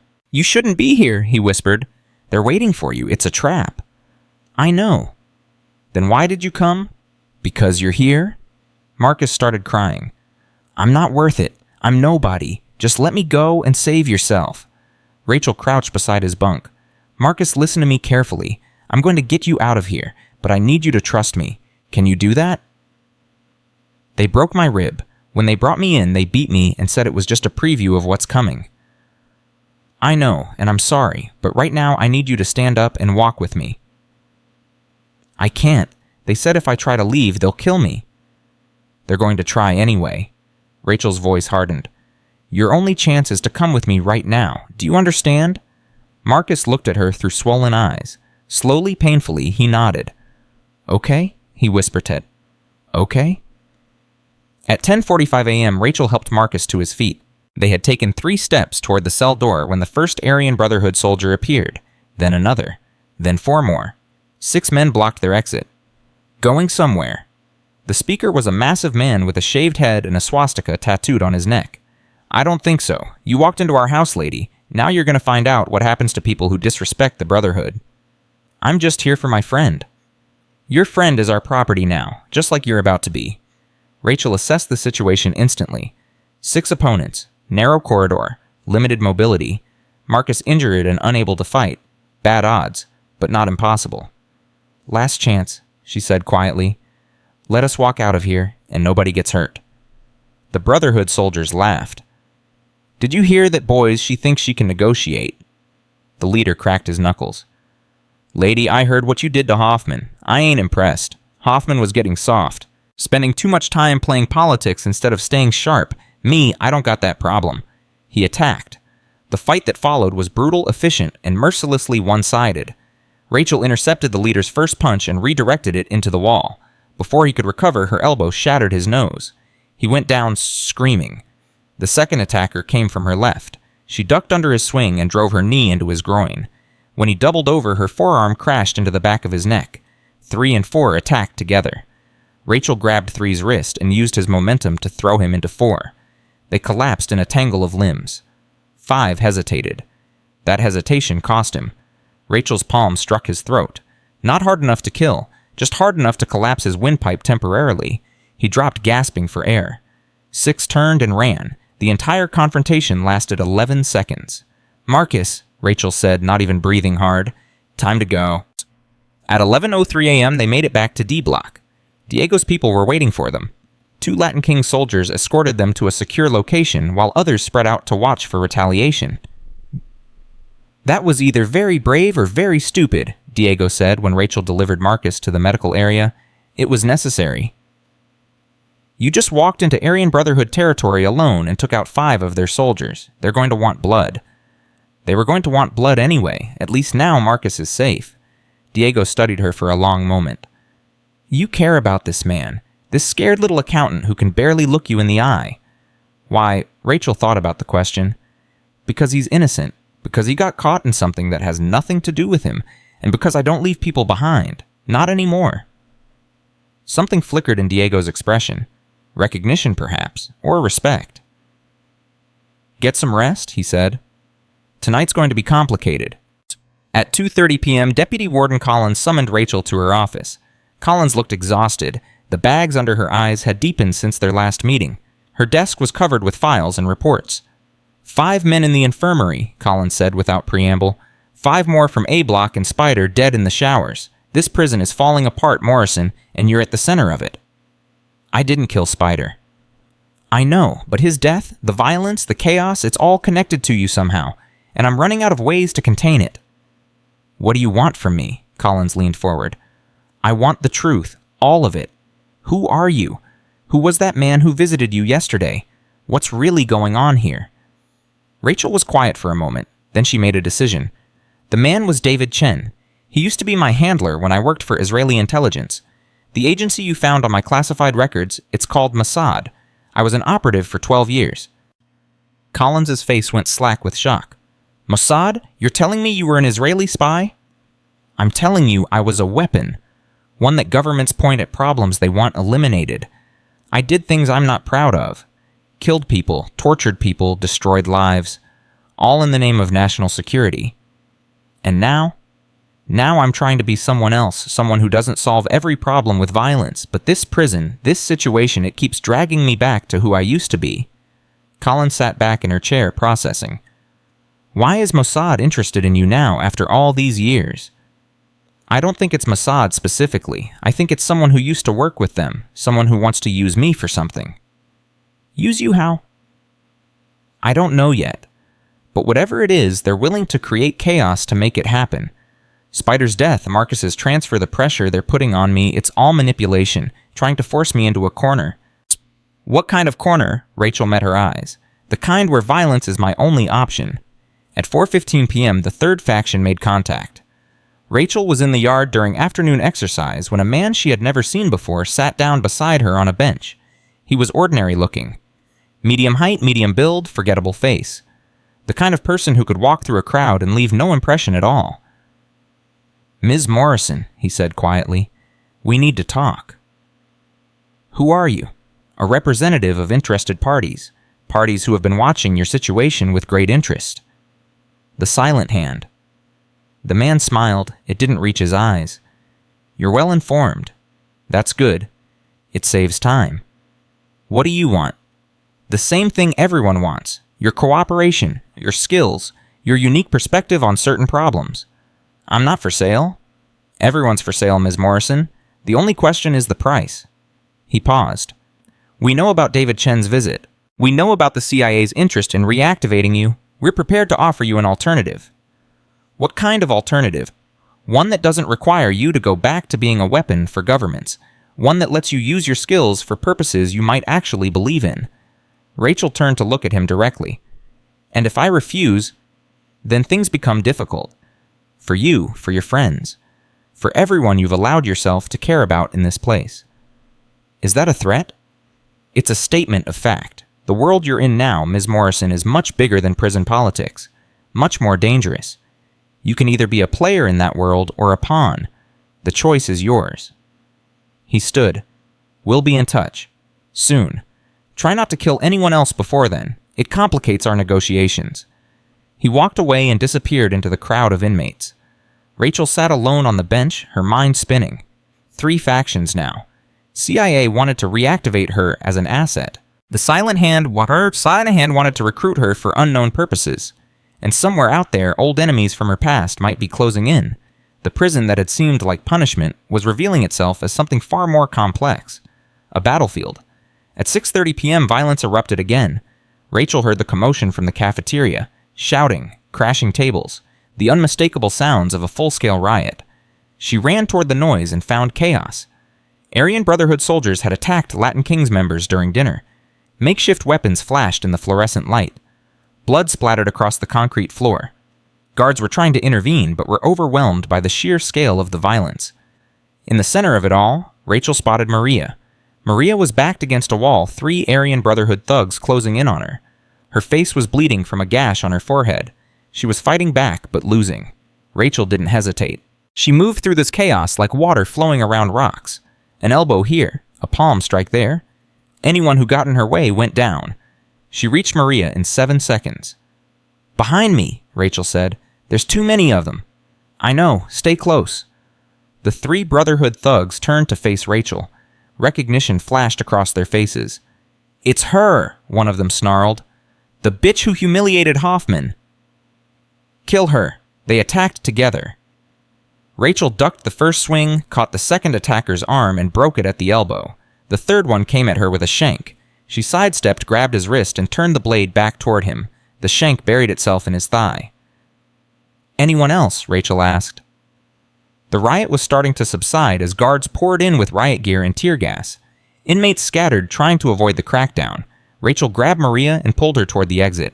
"We need to move, now." At 7:45 p.m., the lockdown began. Every inmate was confined to their cells. Guards swept through the blocks looking for weapons, for injuries, for anyone who might have started the violence. Rachel sat in her cell alone.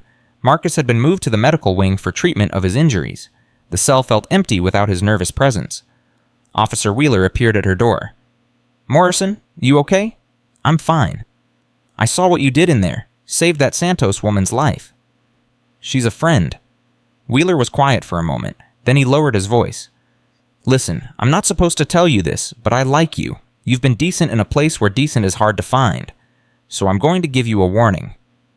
"What kind of warning?" "Something's happening. Something big. I don't know all the details, but the orders coming down from above don't make sense. Transfer blocks, security changes, communication blackouts. It's like someone's preparing for something." "Preparing for what?" "I don't know, but whatever it is, you're at the center of it. Be careful, Morrison. The people pulling these strings don't care about you. They don't care about anyone in here. We're all just pieces on their board." He walked away. Rachel lay back on her bunk and stared at the ceiling. Pieces on a board, that's exactly what they were. And someone was playing a game she didn't fully understand. At 9:30 p.m., Diego sent a message. One of his people slipped a note under Rachel's cell door. 3 words, library, midnight, urgent. Rachel waited. At midnight, she slipped out of her cell during the gap between guard patrols. The route to the library had been cleared by Diego's people. She moved through the shadows like a ghost. Diego was waiting with 2 of his lieutenants. His face was grim.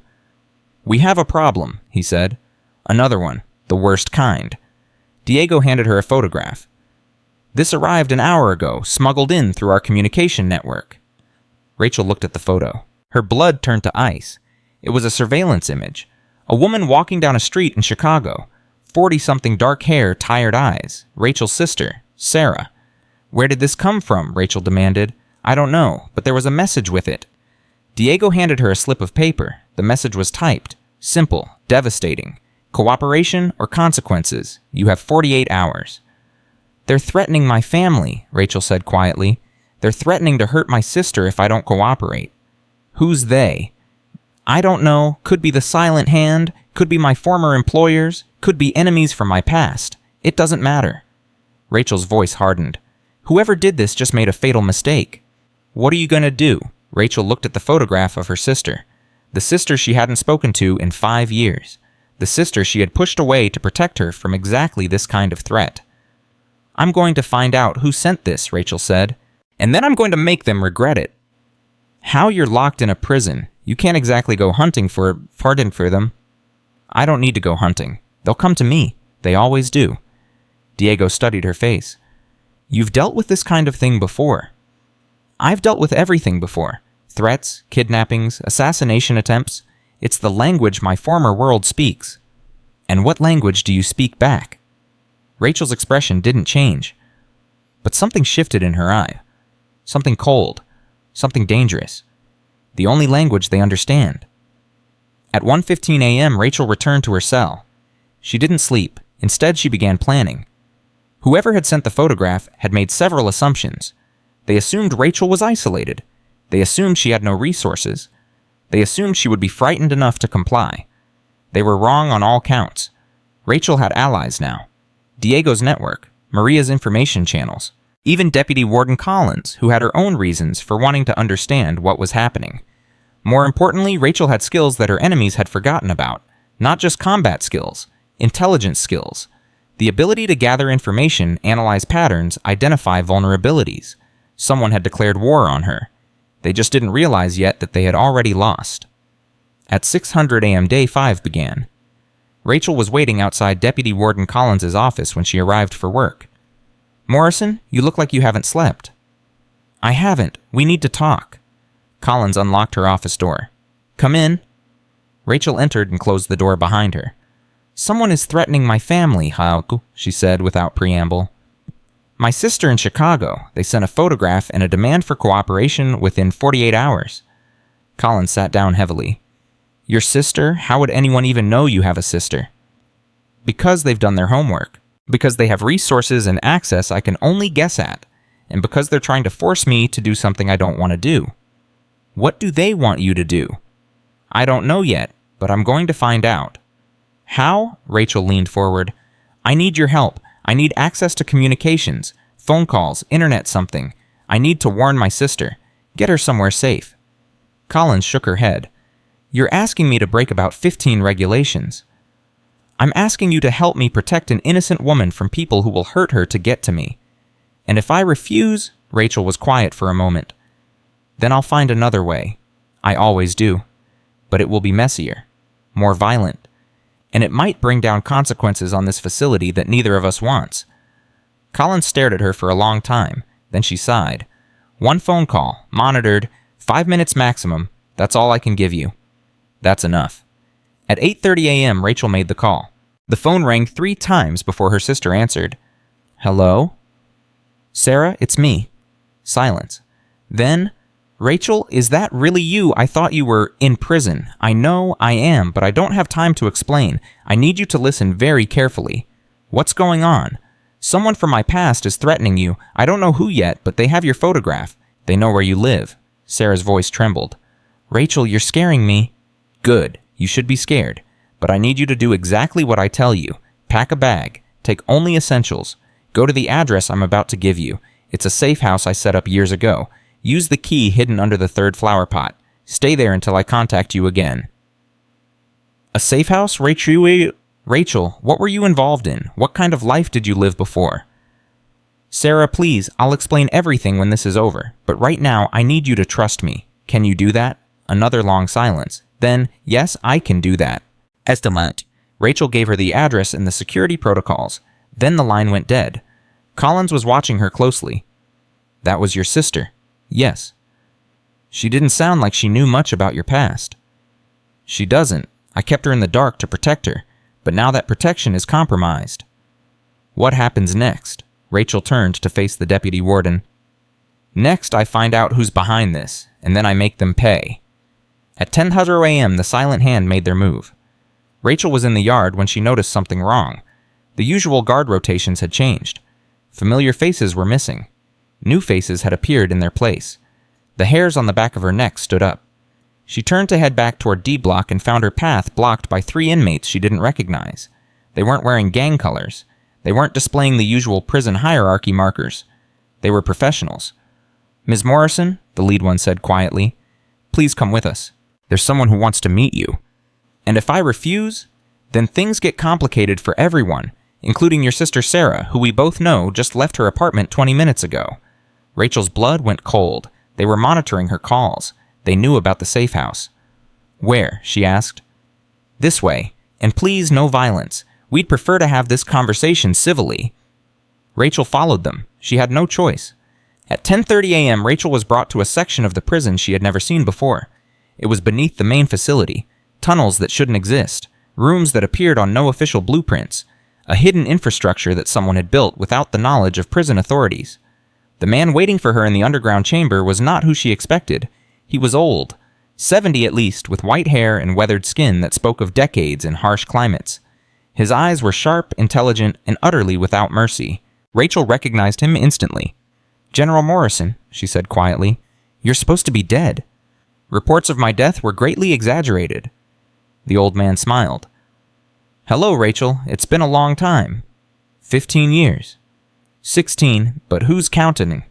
He gestured to a chair across from him. "Please, sit. We have much to discuss." Rachel sat. Her mind was reeling. General Abraham Morrison had been one of the architects of Israel's covert operations programs, the man who had designed the training that turned ordinary people into weapons, the man who had in a very real sense created Rachel. He was also the man she had believed died in a car bombing in Tel Aviv 16 years ago. "You look surprised," the general said. "You could say that." "Understandable, I've been working very hard to stay dead. It's much easier to operate when nobody knows you exist." "The silent hand, that's you." "Among other things, the silent hand is merely one tool among many, a useful fiction. It allows me to accomplish certain objectives without attracting unwanted attention." "What objectives?" The general leaned forward. "The same objectives I've always had, Rachel. Protecting our people, eliminating threats, shaping the world into something safer for those we care about. By kidnapping former operatives, by threatening their families, by recruiting exceptional individuals who have lost their way.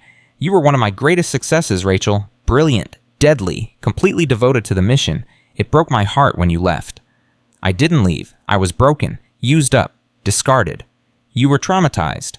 It happens, but trauma heals. Skills don't disappear." The general's eyes gleamed. "And watching you these past few days, I can see that your skills haven't diminished at all. If anything, you've improved, matured, become even more formidable. What do you want? I want you back. I want you working for me again. Not for governments, not for bureaucrats, but for something greater. Something that matters. And if I refuse," the general's smile faded, "then your sister dies. Your friends in this prison die. And you spend the rest of your life in solitary confinement drugged into compliance while I use your skills anyway." Rachel felt the walls closing in around her. Everything she had built over the past few days, the alliances, the relationships, the small measure of control was being ripped away. "I have 48 hours, she said. "You had 48 hours. That was before you tried to warn your sister. Now you have until midnight tonight." The general stood. "Think carefully, Rachel. I made you what you are. I can unmake you just as easily."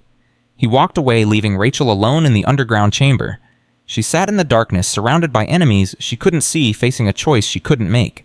Surrender or fight, comply or resist, live or dare or die. The clock was ticking. Rachel sat in the darkness for 17 minutes. Not because she was afraid, not because she was defeated, because she was thinking, planning, running through every scenario, every possibility, every weakness in General Morrison's operation. He had made one critical mistake. He had assumed she was the same woman he created 20 years ago, the obedient weapon who followed orders without question. She wasn't. At 10:47 a.m., the guards returned to escort her back to general population. They didn't speak. Neither did Rachel. She walked through the hidden tunnels in silence, memorizing every turn, every doorway, every potential escape route. By the time they returned her to D Block, she had a plan. At 11:15 a.m., Rachel found Diego in the yard. "We need to talk," she said. "Now." Diego took one look at her face and dismissed his lieutenants. When they were alone, he spoke quietly. "What happened?" "My people lost track of you for almost an hour. I met the man behind the silent hand." Diego's expression shifted.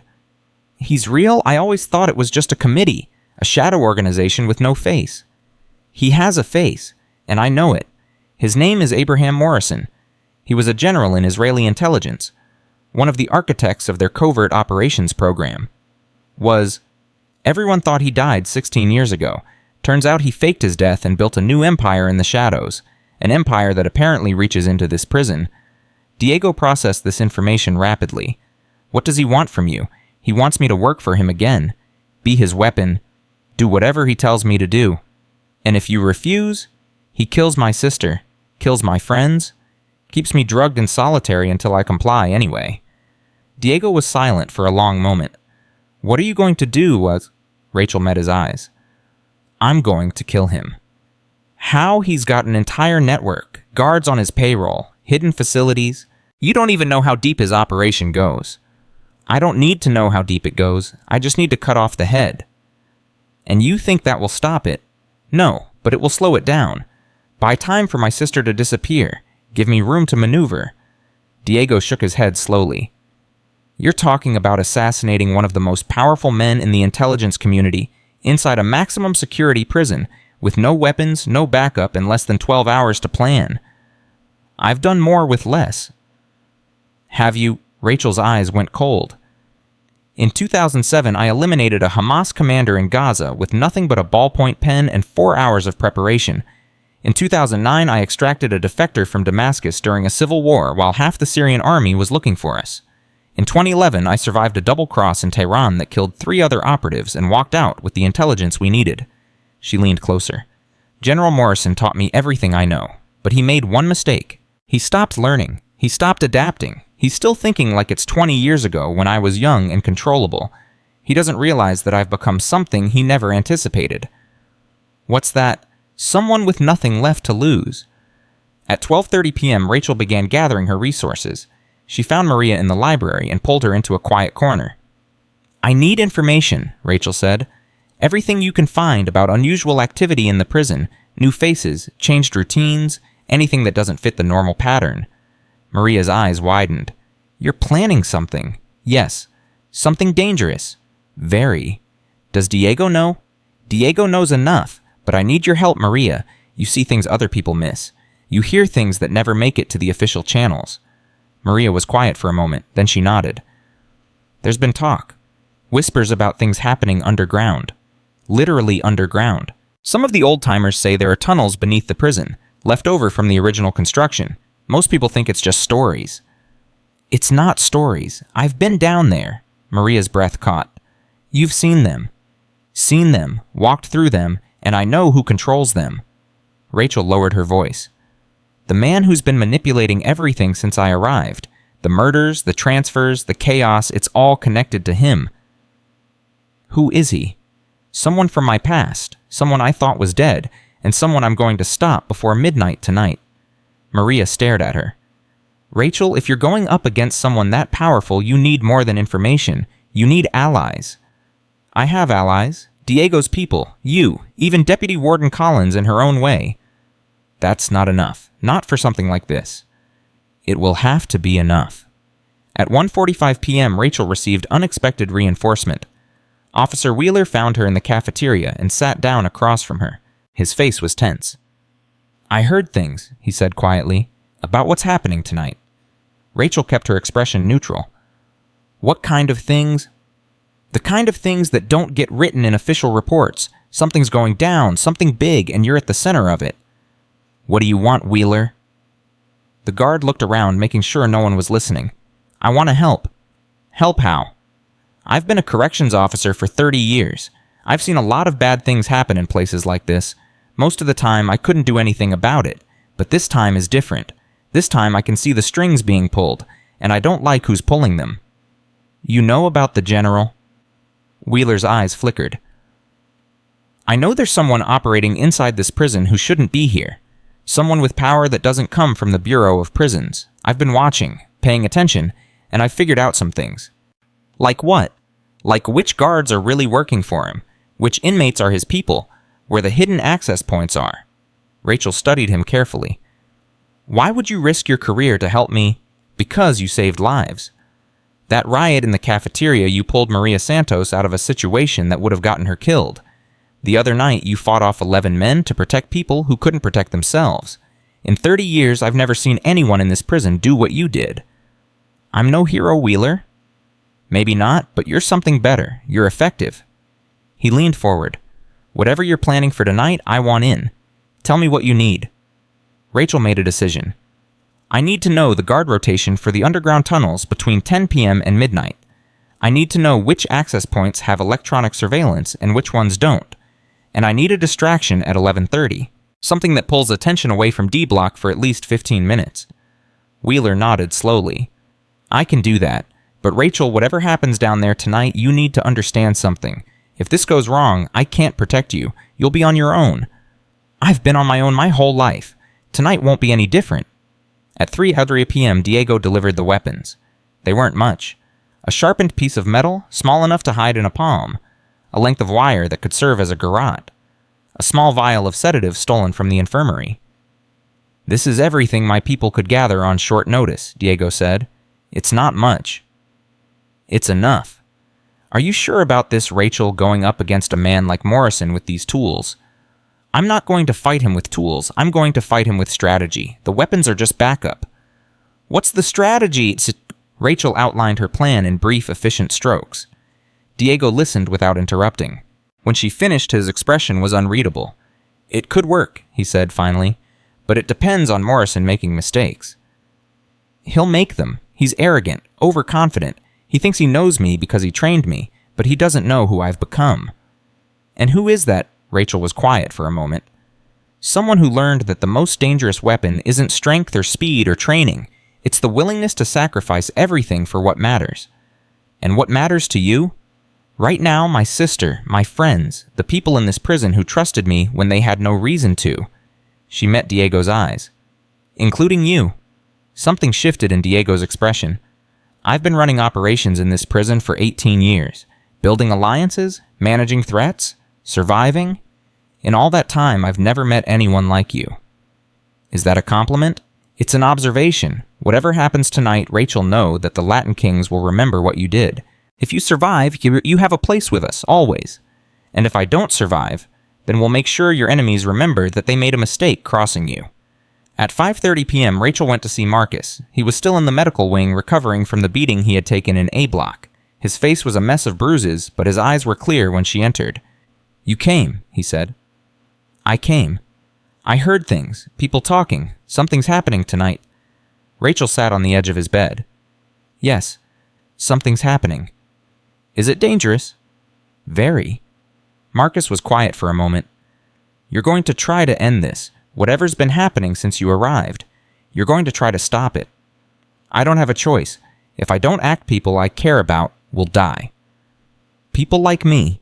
People like you, like Maria, like my sister, like everyone who's gotten caught up in this because of me." Marcus reached out and took her hand. His grip was weak, but his voice was steady. "Rachel, I want you to know something. Before you came here, I was just waiting to die. Not literally, but in every way that mattered. I had given up. I was just existing day to day, waiting for my sentence to end or for someone to kill me, whichever came first." "Marcus, let me finish. When you arrived, everything changed. Not because you're strong, not because you can fight, but because you showed me that it's possible to face impossible situations and refuse to give up. You showed me that courage isn't about not being afraid. It's about being afraid and acting anyway." Tears were forming in his eyes. "Whatever happens tonight, I want you to know that you saved my life. Not just physically. You saved the part of me that had forgotten what it meant to hope." Rachel squeezed his hand. "Marcus, I need you to do something for me. Anything. If this goes wrong, if I don't come back, I need you to get word to Deputy Warden Collins. Tell her everything I told you about the General, about the tunnels, about the Silent Hand. She'll know what to do with that information.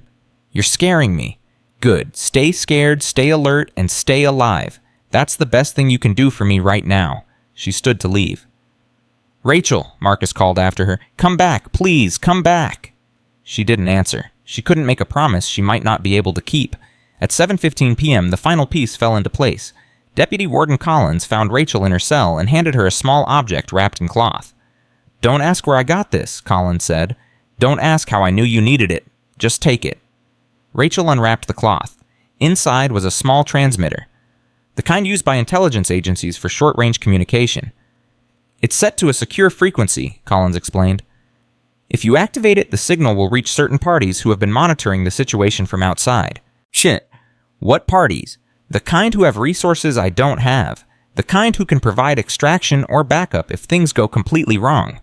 Rachel studied the transmitter. "You've been in contact with external agencies." "I've been trying to figure out what's really happening in my prison. That investigation led me to some interesting conversations with some interesting people. CIA, among others. They're very interested in General Morrison, very interested in whatever operation he's running from inside these walls. They've been looking for a way to get to him for years. And now they have me. Now they have you, if you're willing to work with them." Rachel thought about David Chen's offer, about the Silent Hand's recruitment attempt, about all the factions trying to use her as a piece in their games. Then she thought about her sister, about Marcus, about Maria and Diego and all the people who would suffer if she didn't act. "I'll use it if I have to," she said, "but I'd prefer to handle this myself." "I thought you'd say that." Collins hesitated. "Rachel, I know we haven't always been on the same side, but I want you to know that I respect what you're doing, and I hope you survive to see the other side of it." "Thank you, Patricia, for everything." Collins left. Rachel looked at the transmitter in her hand. Then she tucked it into her waistband and began preparing for war. At 9:45 p.m., the prison settled into its nighttime routine. Inmates returned to their cells. Guards changed shifts. The usual sounds of Iron Mountain at night filled the corridors. Distant voices, clanging doors, the occasional shout from somewhere in the darkness. Rachel waited. At 10:30 p.m., she made her move. The access point Wheeler had identified was in the maintenance area behind the kitchen, a metal grate that led down into the original tunnel system unused for decades, except by those who knew the secrets of Iron Mountain. 2 guards stood watch. Both were on Morrison's payroll. Rachel approached from their blind side, moving with the silence she had learned in places far more dangerous than this. The first guard never saw her coming. The wire around his throat cut off his scream before it started. She held the pressure until he went limp, then lowered him gently to the ground. The second guard turned at the sound. His hand went to his radio. Rachel's palm strike caught him in the throat before he could speak. He collapsed, gasping, unable to call for help. She pressed the sedative vial against his neck and pushed the plunger. 10 seconds later, both guards were unconscious. She opened the grate and descended into darkness. At 10:47 p.m., Rachel moved through the tunnels. Her memory served her well. She retraced the path she had been taken that morning, counting turns, noting markers, building a mental map of the underground labyrinth. She encountered 2 more guards along the way. Neither one saw her until it was too late. At 11:15 p.m., she reached the chamber where she had met General Morrison. It was empty, but she could hear voices from deeper in the tunnel system. Multiple people. The general's voice among them, giving orders with the calm authority of a man who expected to be obeyed. Rachel followed the sound. At 11:23 p.m., she found them. A larger chamber hidden even deeper underground. At least 20 people moved through the space, working at computer terminals, monitoring communications equipment, organizing files. It was a fully operational intelligence center hidden beneath a maximum security prison. General Morrison stood at the center of it all, reviewing documents on a tablet while his subordinates reported on various operations. Rachel watched from the shadows, counting personnel, identifying weapons, assessing defensive positions. The general had at least 6 armed guards around him. More were scattered throughout the chamber. The odds were impossible, but Rachel had stopped believing in impossible years ago. At 11:30 p.m., Wheeler's distraction began. Rachel heard it even from underground. Alarms, shouting, the sounds of chaos erupting somewhere in the prison above. She didn't know what Wheeler had arranged, but it was working. Several of Morrison's people reached for their radios, trying to determine what was happening. "Ignore it," the general commanded. "It's not our concern. Stay focused on the operation." But his attention was divided now. His people were nervous, uncertain. The unexpected intrusion was disrupting their calm efficiency. Rachel used the distraction to move closer. She was 20 feet from the general when he finally sensed something wrong. His head turned toward the shadows where she was hiding. His eyes narrowed. "Rachel," he said calmly, "I wondered how long it would take you to come looking for me." She stepped into the light. "You knew I'd come." "Of course. It's what I trained you to do, face your problems directly, never back down from a threat." He smiled. "I must admit, I'm impressed you made it this far. My security protocols were supposed to be impenetrable. Your security protocols were designed by men who think like soldiers. I think like a hunter." The guards around Morrison raised their weapons, training them on Rachel. She didn't flinch. "You're outnumbered," the general said. "Outgunned. You have no chance of escaping this room alive unless I allow it." "I'm not planning to escape." "Then what are you planning?" Rachel took another step forward. "To give you one last chance. Release my sister from whatever surveillance you have on her. Call off your people. Let me serve my sentence in peace. And this ends without more blood." Morrison laughed. It was a genuine laugh, the laugh of a man who found something truly amusing. "You're negotiating from this position with 6 guns pointed at your head. I'm giving you an opportunity you don't deserve. One chance to walk away. And if I refuse, then everyone in this room dies, including you." The guards shifted nervously. The general's smile faded slightly. "You can't possibly believe that." "I don't need to believe it. I just need you to consider the possibility that I'm right." Rachel's voice was cold now, stripped of emotion. "You created me, Abraham. You designed the training program that turned me into what I am. You know better than anyone what I'm capable of when I have nothing left to lose. I also know your weaknesses, your attachments, your reluctance to cause collateral damage. That reluctance ended when you threatened my sister."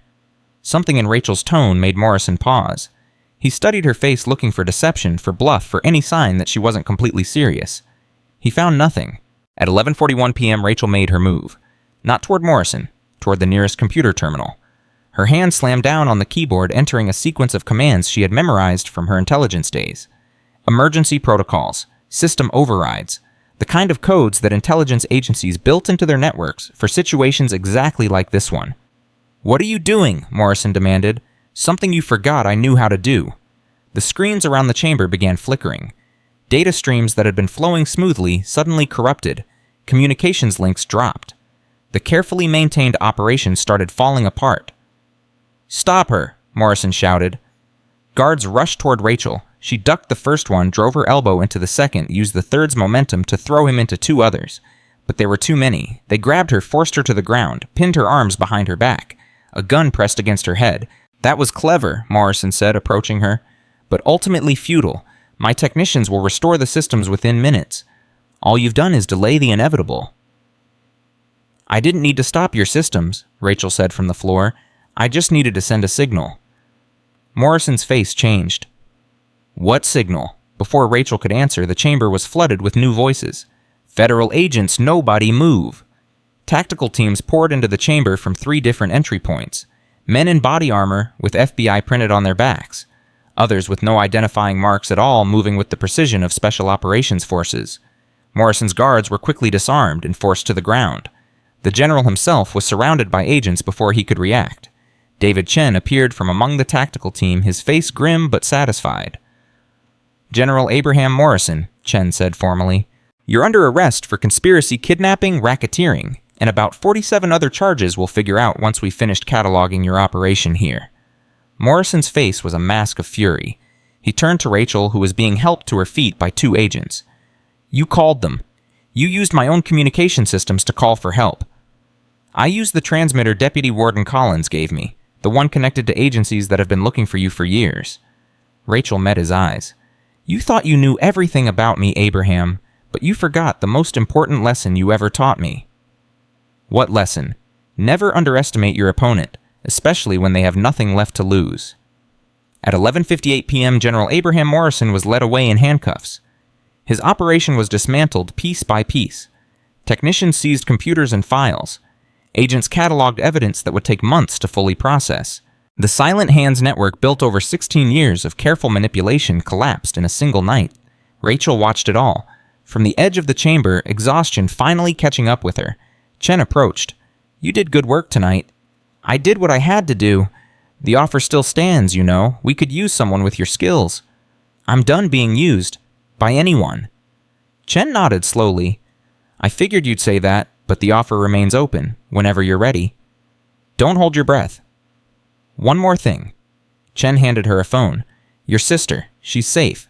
Our people picked her up before Morrison's team could reach her. She's asking to speak with you." Rachel took the phone with trembling hands. "Sarah. Rachel. Oh my God, Rachel, what's happening? They said you're in a prison. They said there were people trying to hurt you. They said, Sarah, listen to me. It's over. You're safe. I'm safe. The people who were threatening us have been stopped." "How? What did you do?" Rachel closed her eyes. "I did what I always do. Whatever it takes to protect the people I love." Sarah was crying now. "I was so scared. I thought I'd lost you. I thought..." "You haven't lost me. You won't lose me. When this is over, when I get out of here, we're going to talk, really talk, about everything, about who I was, what I did, why I kept you in the dark all these years." "Promise?" "I promise." At 12:15 a.m. on day 6, Rachel was escorted back to the surface. Deputy Warden Collins was waiting for her. The woman looked like she hadn't slept in days, but there was something like admiration in her eyes. "You actually did it," Collins said. "You took down an operation that agencies have been trying to crack for years." "I had help." "You had more than help. You had skills that I've never seen in anyone, skills that make me very glad you're on the right side of this." "I'm not on any side. I'm just tired." Collins nodded. "Get some rest. We'll have a lot of paperwork to sort through tomorrow, and Rachel, yes, your transfer request. It's been approved. Expedited processing. You'll be moved to a minimum security women's facility within 72 hours. Rachel felt something she hadn't felt in weeks. Hope. "Thank you, Patricia." "Don't thank me. Thank whoever you called on that transmitter. They pulled a lot of strings to make this happen. At 12:45 a.m., Rachel returned to her cell. Marcus was waiting for her still bandaged, but somehow having talked his way out of the medical wing. "You're alive," he breathed. "I heard the alarms, heard people running, heard all kinds of crazy rumors, but you're alive." "I'm alive." "What happened down there? Justice or something close to it?" Rachel sat down on her bunk. The exhaustion was total, now seeping into every muscle, every bone. "It's over," she said quietly. "The man behind everything, he's been arrested. The operation is destroyed. My sister is safe." Marcus stared at her. "Just like that, it's over. Nothing is ever just like that. There will be consequences, loose ends, people who slipped through the cracks, but the immediate threat is neutralized." "And you... what happens to you now?" Rachel lay back on her thin mattress. "I get transferred, minimum security, women's facility. I serve out my sentence like I was supposed to from the beginning." "That sounds almost normal." "Normal?" Rachel laughed softly. "I'm not sure I know what that means anymore, but I'm willing to find out." At 1:30 a.m., Diego appeared at her cell door. "I heard," he said simply. "Everyone's heard. The mysterious operation beneath the prison, the federal raid, the arrests." He studied her face. "You did all that. I had help. From people outside, people who have resources we can only dream of. From people who want something from me, just like everyone else." "And what do you want, Rachel, now that it's over?" Rachel thought about the question. "I want to see my sister. I want to serve my time without anyone trying to kill me. I want to sleep without dreaming about the people I've hurt." Simple things. The hardest things are always simple. Diego was quiet for a moment. "Our arrangement, is it still in effect?" "For the next 72 hours until I transfer out. After that..." Rachel shrugged. "After that, I hope I never see the inside of a maximum security prison again." "Fair enough." Diego extended his hand. "It's been an honor, Rachel. Whatever you used to be, whoever you become next, know that you'll always have allies in places you might not expect." Rachel shook his hand. "Take care of yourself, Diego, and take care of the people who can't take care of themselves. That's the only thing that matters in the end." At 2:15 a.m., Rachel finally slept. Not the light, watchful sleep of a hunted operative. Not the fitful rest of someone waiting for the next attack. Real sleep. Deep sleep. The sleep of someone who had faced the worst and survived. She dreamed of her sister. Of sunlight on ordinary streets. Of a life where the biggest challenge was deciding what to have for dinner. She dreamed of peace. And for the first time in years, she believed it might actually be possible. At 6:00 a.m. on day 6, Rachel woke to a different prison. The atmosphere had changed overnight. Word had spread about the federal raid, about the arrests, about the dismantling of the shadowy operation that had been manipulating Iron Mountain from beneath. Inmates looked at her differently now, not just with fear or respect, with something approaching wonder. Maria found her at breakfast. "You're famous, you know. Everyone's talking about you." "I don't want to be famous." "Too late for that." Maria smiled. "But for what it's worth, I think you're the best thing that ever happened to this place. Before you came, we were all just surviving. Now it feels like something might actually change." "Don't count on change. Places like this don't change easily." "Maybe not, but people can change. I've seen it. Hell, I've lived it." Maria's voice softened. "Whatever happens next, Rachel, wherever you go, don't forget that you made a difference here. To people who had given up on themselves. To people who thought they didn't matter." "Thank you, Maria, for everything. The information, the warnings, the friendship." "Friendship?" Maria laughed. "Is that what this is?" "I don't know what else to call it." "Then I'll take it. Friendship with a former spy. That's got to be worth something." At 9:00 a.m., Officer Wheeler stopped by Rachel's cell. "Heard you're leaving us," he said. 72 hours, maybe less." "I'm glad. This place was never meant for someone like you." "Someone like me," Wheeler leaned against the doorframe.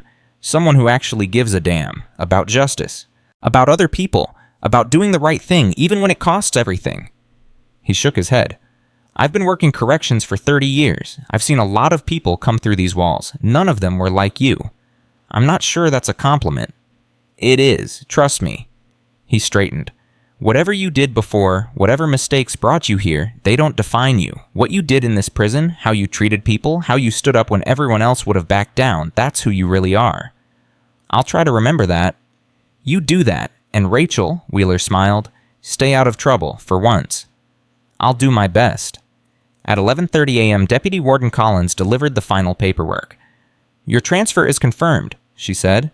"Day after tomorrow. Transport will arrive at 6 a.m. You'll be in your new facility by evening." "Thank you. Before you go, there's something I need to tell you." Collins hesitated. "The investigation into General Morrison's operation is going to take months, maybe years. During that time, you may be called as a witness. Your testimony could be crucial to putting him and his associates away permanently." "I'll testify, whatever it takes." "Good, because the people he hurt deserve justice, and you're the only one who can give them that." Rachel nodded. "Patricia, I want to apologize." "For what?"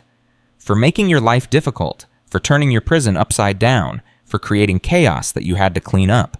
Collins smiled. It was the first genuine smile Rachel had seen from her. "Don't apologize.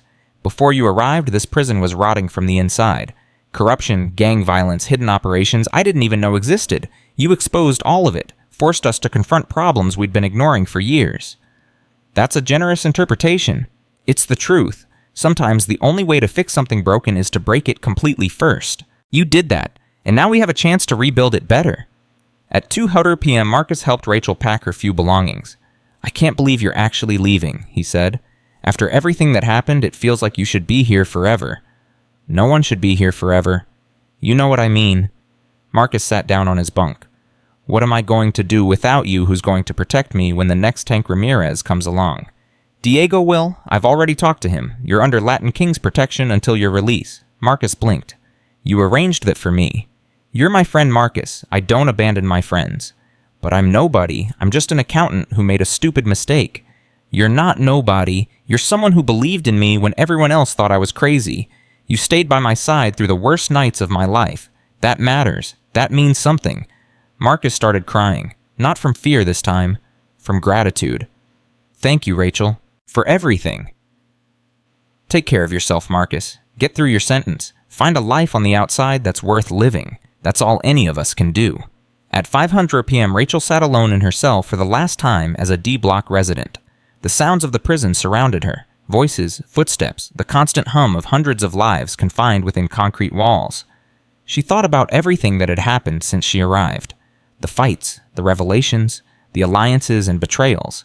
The moment when she had looked into General Morrison's eyes and seen her own creation staring back at her. She had come to Iron Mountain as a broken woman, a failure. Someone who had given up on being anything more than what her circumstances dictated. She was leaving as something else entirely. Not a hero, not a savior, just someone who had faced impossible choices and made the best decisions she could. That had to be enough. At 6:30 p.m., Rachel joined the general population for dinner one last time. The cafeteria fell silent when she entered. Not from fear, from respect. Inmates who had never spoken to her nodded in acknowledgement. Gang members who should have been enemies raised their hands in salute. She had changed this place. For better or worse, nothing would be the same after she left. Rachel found an empty table in the corner and sat down with her tray. Within minutes, Maria joined her, then Diego's lieutenant, then Officer Wheeler breaking protocol to share a meal with an inmate. They sat together in silence, eating the terrible food, sharing something that needed no words. A family of sorts. Broken people who had found each other in the darkest place imaginable. At 8:00 p.m., Rachel returned to her cell one final time. Marcus was already asleep, exhausted from the day's emotions. She looked at him for a long moment, this fragile man who had somehow become her friend. Then she lay down on her bunk and closed her eyes. Tomorrow would bring new challenges, new questions, new struggles, but tonight she allowed herself to feel something she had almost forgotten existed. Hope. Day 7 began at 5:30 a.m. with the sound of her name. "Morrison, Rachel Morrison, transport in 30 minutes. Rachel opened her eyes. The cell that had been her home for 7 days looked different in the early morning light. Smaller somehow, less threatening. Just a concrete box that had witnessed impossible things. Marcus was already awake, sitting on the edge of his bunk. "This is it," he said quietly. "This is it." "I don't know what to say." Rachel sat up and looked at him. The man who had been so terrified on her first night. The man who had hidden under his bunk while she fought for their lives. The man who had somehow become her friend. "Say goodbye," she told him. "That's all anyone can say." Marcus crossed the small space between them and hugged her. It was awkward, clumsy, the embrace of someone who had forgotten how to show affection, but it was real. "Thank you," he whispered, "for everything." "Take care of yourself, Marcus. Get through your sentence. Find something worth living for on the other side. What about you? What are you going to live for? Rachel thought about the question. I'm going to find out. At 5:47 a.m., Officer Wheeler appeared at the cell door. Time to go, Morrison. Rachel gathered her few belongings, the photographs, the unread Bible, the letter from her lawyer that no longer mattered. She walked out of the cell without looking back. The corridor was quiet at this hour. Most inmates were still asleep. But as Rachel passed, each cell faces appeared at the small windows. Men she had fought, men she had protected, men whose lives had been changed by her presence. No one spoke, but their eyes said everything. At the end of the corridor, Diego was waiting. I wanted to see you off, he said. Couldn't sleep. Haven't slept properly since you arrived. He almost smiled. You've been bad for my health, Rachel Morrison. I'm sorry.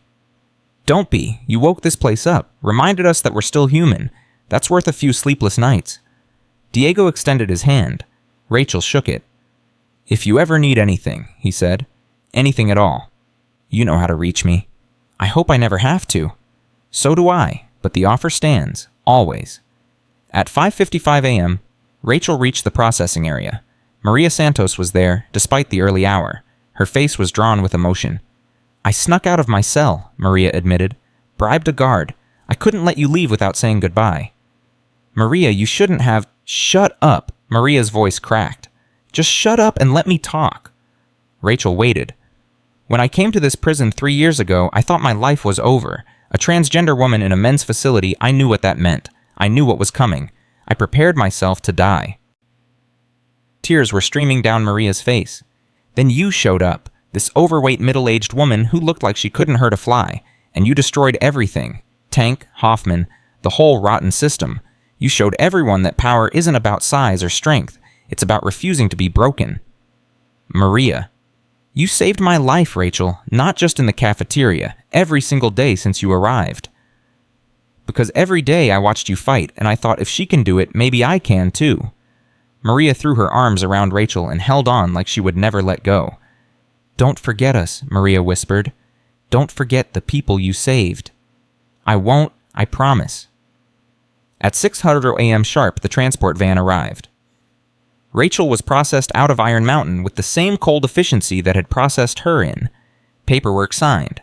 Personal effects returned. Chains on wrists and ankles for the journey. Deputy Warden Collins appeared for the final farewell. You're sure about this? Collins asked. The CIA offer is still on the table. They'd make your sentence disappear. Give you a new identity. Set you up anywhere in the world. I'm sure. I need to serve my time. Face the consequences of my choices. It's the only way I can move forward. Collins nodded slowly. You're a remarkable woman, Rachel Morrison. Whatever else you are, whatever else you've done, you're remarkable. I'm tired. That's what I am. Tired of running, tired of hiding, tired of being something I never wanted to be. Then rest, heal, and when you come out the other side, maybe you'll finally find the peace you're looking for. Maybe. Collins extended her hand. Rachel shook it. Good luck, Morrison. Thank you, Deputy Warden, for giving me a chance when you didn't have to. At 6:15 a.m., Rachel climbed into the transport van. Through the window, she could see Iron Mountain receding in the distance. The concrete walls, the guard towers, the place that had almost destroyed her and had somehow made her whole again. She didn't look back. The transport took 8 hours. Rachel spent most of it sleeping. Real sleep, deep and dreamless. The sleep of someone who had finally stopped fighting. When she woke, the landscape had changed. Mountains had given way to gentle hills. Gray skies had been replaced by pale blue. They were heading east.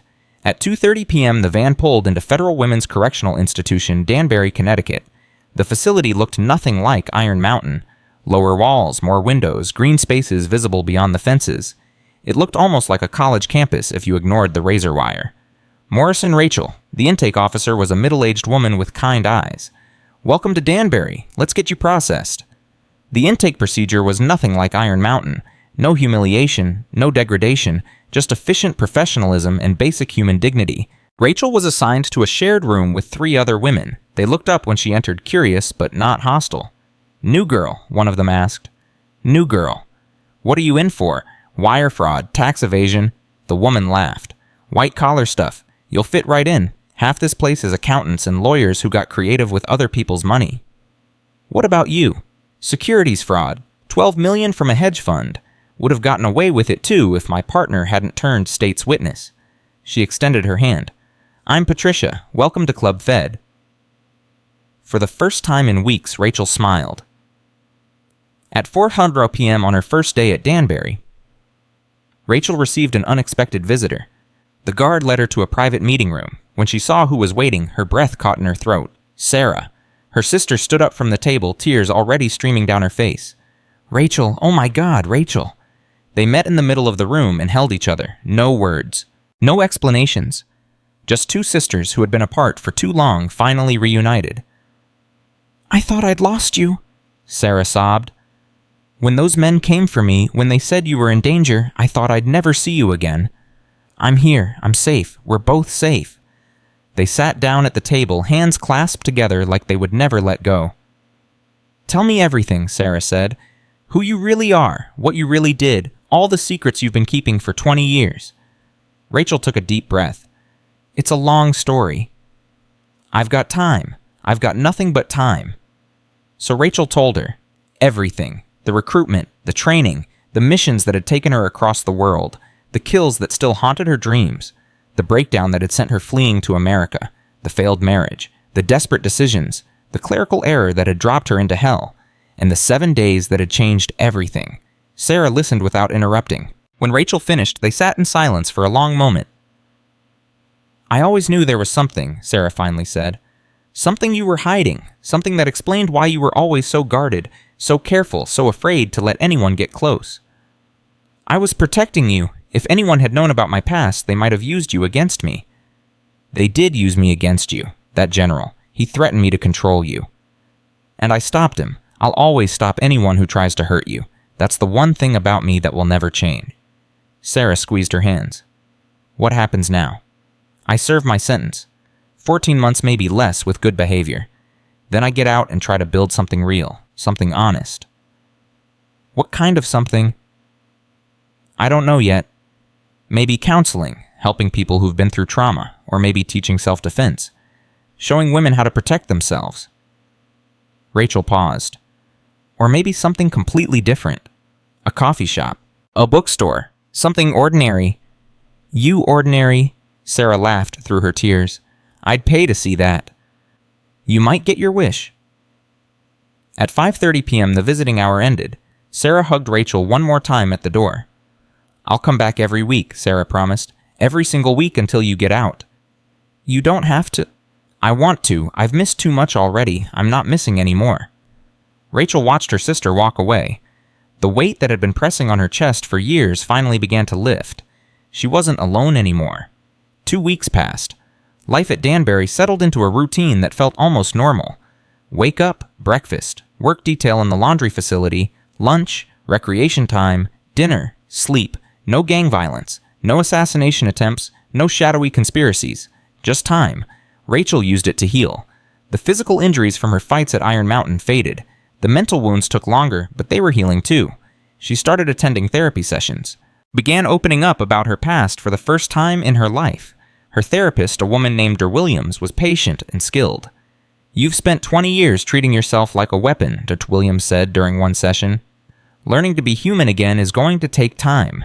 What if I can't? What if I'm too broken? Nobody is too broken, Rachel. The human capacity for healing is remarkable. You just have to be willing to do the work.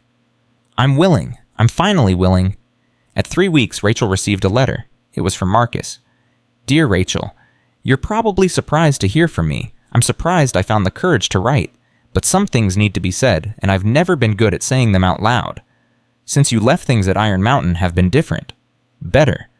Diego's people have been protecting me like you arranged. Nobody bothers me anymore. I can walk through the cafeteria without being afraid. But that's not why I'm writing. I'm writing because you changed me. Before you came, I was a coward. I had given up on everything, including myself. You showed me that courage isn't about not being afraid. It's about being afraid and acting anyway. I'm going to be different when I get out. I don't know exactly how yet, but I know I want to be the kind of person who helps others. The kind of person you are. Thank you for seeing something in me worth saving. Your friend Marcus Rachel read the letter 3 times. Then she carefully folded it and tucked it into her Bible. She still hadn't read the book. But now she kept it for a different reason. At 6 weeks, unexpected news arrived. Deputy Warden Collins called Danbury's administration office with an update. The investigation into General Morrison's operation had yielded results beyond anyone's expectations. The Silent Hand network had extended into 12 different countries, hundreds of operatives, billions of dollars in illicit funds. Morrison had been building an intelligence empire that answered to no government, no oversight, no law. Rachel's testimony would be crucial to dismantling it completely. "They want me to testify before a congressional committee," Rachel told Sarah during their weekly visit, "behind closed doors. Everything I know about Morrison, about Mossad, about the operations I participated in." Is that safe? Nothing is ever completely safe, but it's the right thing to do. Morrison hurt a lot of people. His organization is still hurting people. If my testimony can stop that, I have to give it. Even if it means more danger. Even then, I'm done hiding from my past. The only way out is through. Sarah took her hand. "I'm proud of you. I know I never said it before, but I'm proud of you." "For what? I'm a convicted criminal sitting in a federal prison." "For being brave. For facing your demons instead of running from them. For becoming someone who helps people instead of just surviving." Rachel felt tears prick her eye. "Thank you, Sarah. That means more than you know." At 2 months, Rachel testified. The committee members flew to Danbury rather than transporting her to Washington. Security concerns, they said. Too many people still wanted her dead. Rachel sat in a conference room for 6 hours answering questions about operations she had tried to forget. Mission details, target names, methods and techniques that made the committee members pale. When it was over, the chairman thanked her for her service. "Service," Rachel said. "I killed people, I tortured people, I did things that no human being should ever do." "You served your country, multiple countries actually. The intelligence you gathered at the operations you conducted, they saved lives. More than you'll ever know. They also took lives." "Yes, they did." The chairman's voice softened. "But that's the nature of the world we live in.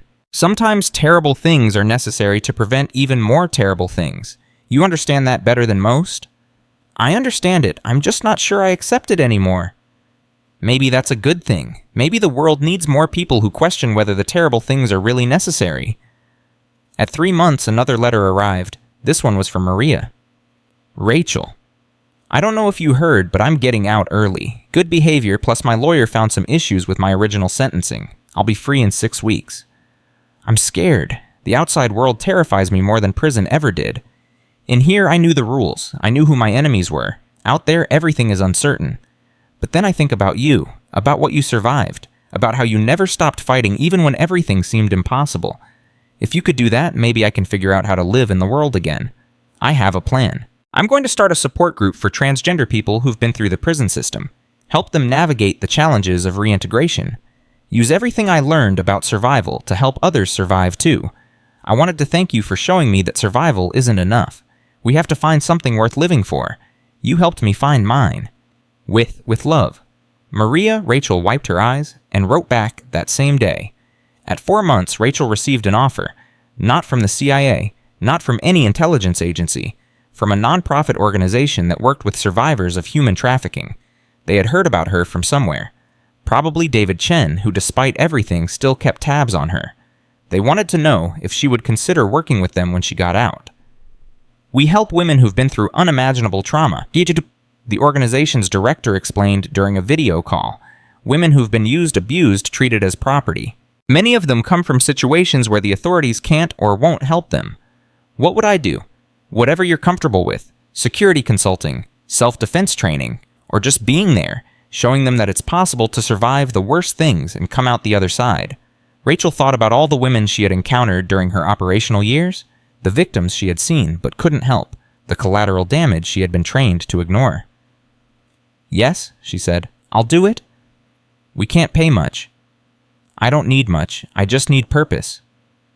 At 6 months, Marcus was released. He came to visit Rachel at Danbury before heading back to San Francisco. He looked different, healthier, less afraid. "I got a job offer," he told her, "a nonprofit that helps formerly incarcerated people find employment. They want me to do their accounting. Can you believe it? Someone actually wants to hire me." "I believe it. You're a good person, Marcus. You just lost your way for a while." "We all lose our way. The trick is finding our way back." He smiled. You taught me that. I didn't teach you anything. You already had it in you. I just helped you remember. Marcus reached across the table and took her hand. Rachel, I have to tell you something I've been too scared to say. What? You're the best friend I've ever had. I know that sounds pathetic, a middle-aged accountant saying his best friend is a former spy he met in prison, but it's true. It's not pathetic, Marcus. It's human. We find connection in the strangest places. That doesn't make it less real. Will you stay in touch after you get out? Try and stop me. At 8 months, Rachel received devastating news. Sarah called during their scheduled phone time. Her voice was shaking. Rachel, I have to tell you something. I found out yesterday. I didn't want to say anything until I knew for sure. What is it? I have cancer, breast cancer, stage 2. They caught it during a routine screening. Rachel felt the floor drop out from under her. Sarah, no. The doctors say the prognosis is good. It's treatable. Surgery, chemotherapy, radiation. I'm going to fight it. I should be there. I should be with you. You can't. You have 6 more months on your sentence. And Rachel, I need you to promise me something. Anything.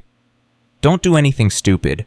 Don't try to escape or make some deal to get out early. I need you to serve your time and come home to me clean. No more secrets. No more shadows.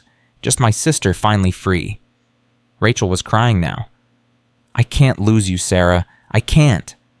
You won't. I'm a Morrison. We don't go down easy. Sarah's voice strengthened. And when you get out, you're going to help me kick this thing. We're going to beat it together. Together.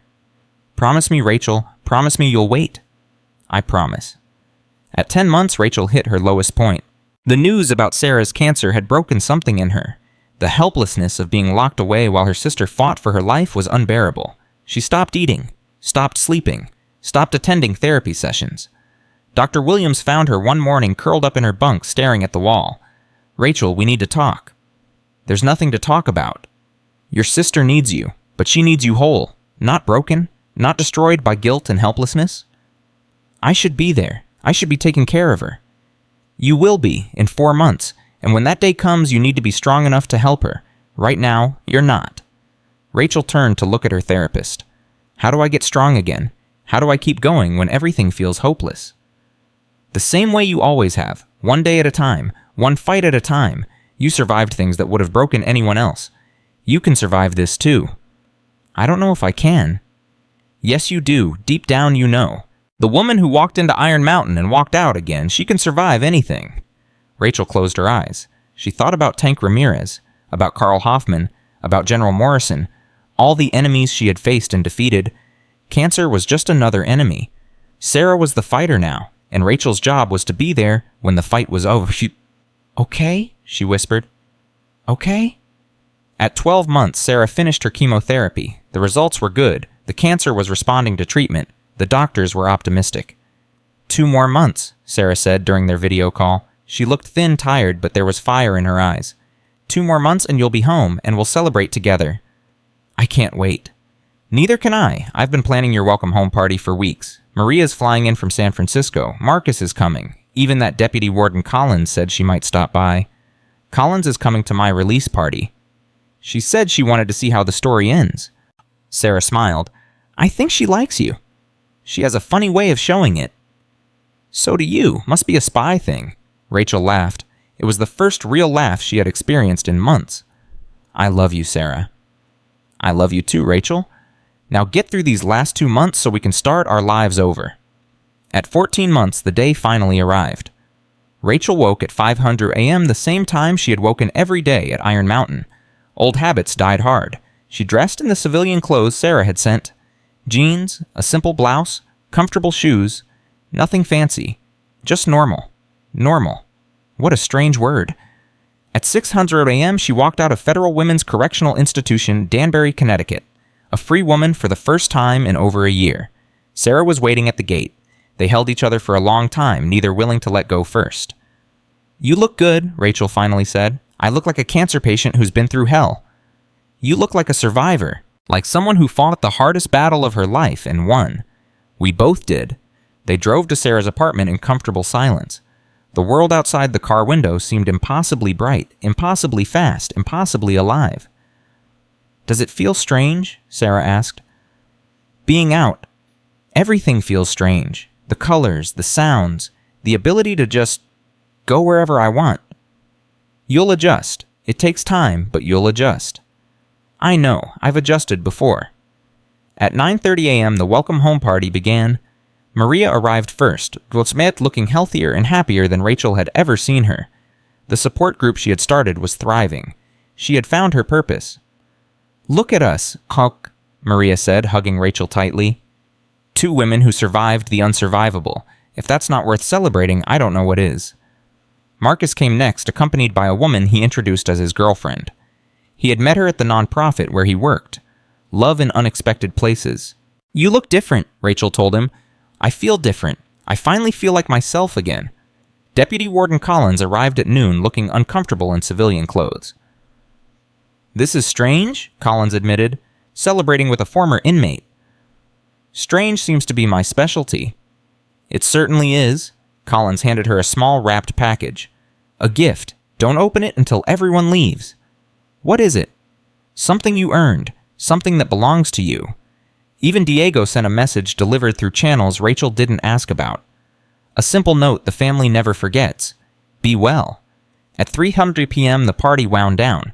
When the last guest had gone, Rachel sat with Sarah on the couch, exhausted but content. Open it, Sarah said, nodding toward Collins's gift. Rachel unwrapped the package carefully. Inside was a small velvet box. She opened it and found a medal. Israeli Defense Forces. Commendation for Valor. A note was tucked beneath it. Morrison found this in your file. It was supposed to be destroyed when you resigned. He kept it as a trophy. Now it belongs where it should have always been. Rachel stared at the metal memories flooding back. The operation that had earned it. The lives she had saved. The lives she had taken. What is it? Sarah asked. A reminder of who I was, of who I became, of everything I survived to get here. Are you okay? Rachel closed the box and set it aside. I'm better than okay. I'm home. At 7:00 p.m., Rachel stood on Sarah's balcony watching the sun set over the Connecticut hills. 14 months ago, she had been a broken woman with no future, a convicted criminal shipped to the wrong prison by a clerical error, a weapon that nobody wanted anymore. Now she was something else entirely. Not the assassin she had been trained to be. Not the failure she had believed herself to become. Something new. Something that combined the strength of her past with the hope of her future. Sarah joined her on the balcony. Penny, for your thoughts. I was thinking about all the people who tried to define me. My trainers, my handlers, my enemies. They all thought they knew who I was, what I was capable of, what I would become. And they were all wrong, because the only person who gets to define me is me. Sarah put her arm around Rachel's shoulders. So who are you, Rachel Morrison, now that you get to decide? Rachel thought about the question. About Marcus finding courage he didn't know he had. About Maria turning survival into service. About Diego maintaining honor in a dishonorable place.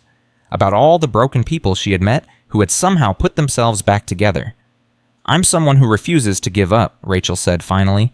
Someone who fights for the people she loves. Someone who knows that the worst circumstances can sometimes lead to the best outcomes. That's a good answer. It's the only answer that matters. The sun disappeared below the horizon, painting the sky in shades of orange and purple. Rachel watched it go, feeling something she hadn't felt in 20 years. Peace. Real peace. Not the absence of conflict, not the temporary quiet between storms, but genuine lasting peace that came from finally accepting who she was and what she had done. The road ahead wouldn't be easy. There would be challenges, setbacks, moments when her past came back to haunt her. But she was ready now, ready to face whatever came next. So what's the plan for tomorrow? Sarah asked. Tomorrow I start my new job. The Trafficking Survivors Organization wants me to begin immediately. There are women who need help. Women who need to know that survival is possible. And after that, we live day by day, moment by moment, building something real. Together? Rachel turned to look at her sister, the woman who had waited for her through everything, who had fought cancer while Rachel fought for her life in prison, who had never given up hope that they would be together again. Together, Rachel confirmed. Always together. That's the one thing I learned in Iron Mountain. The one lesson that matters more than all the training, all the skills, all the years of being a weapon. What's that? Rachel smiled. We're stronger when we're not alone, We survive better when we have someone to survive for. And the most dangerous person in the world isn't the one who has nothing to lose. It's the one who has everything to fight for. Sarah hugged her tightly. Welcome home, Rachel. It's good to be home. They stood together on the balcony as darkness fell, two sisters reunited after years of separation, ready to face whatever the future held. Rachel Morrison had walked into Iron Mountain as a broken weapon with no purpose. She walked out as something far more powerful, a woman who had found her humanity again. A survivor who had become a protector. A fighter who had finally learned that the greatest victory isn't defeating your enemies. It's discovering that you're worth fighting for. And that was a lesson worth everything she had endured to learn it.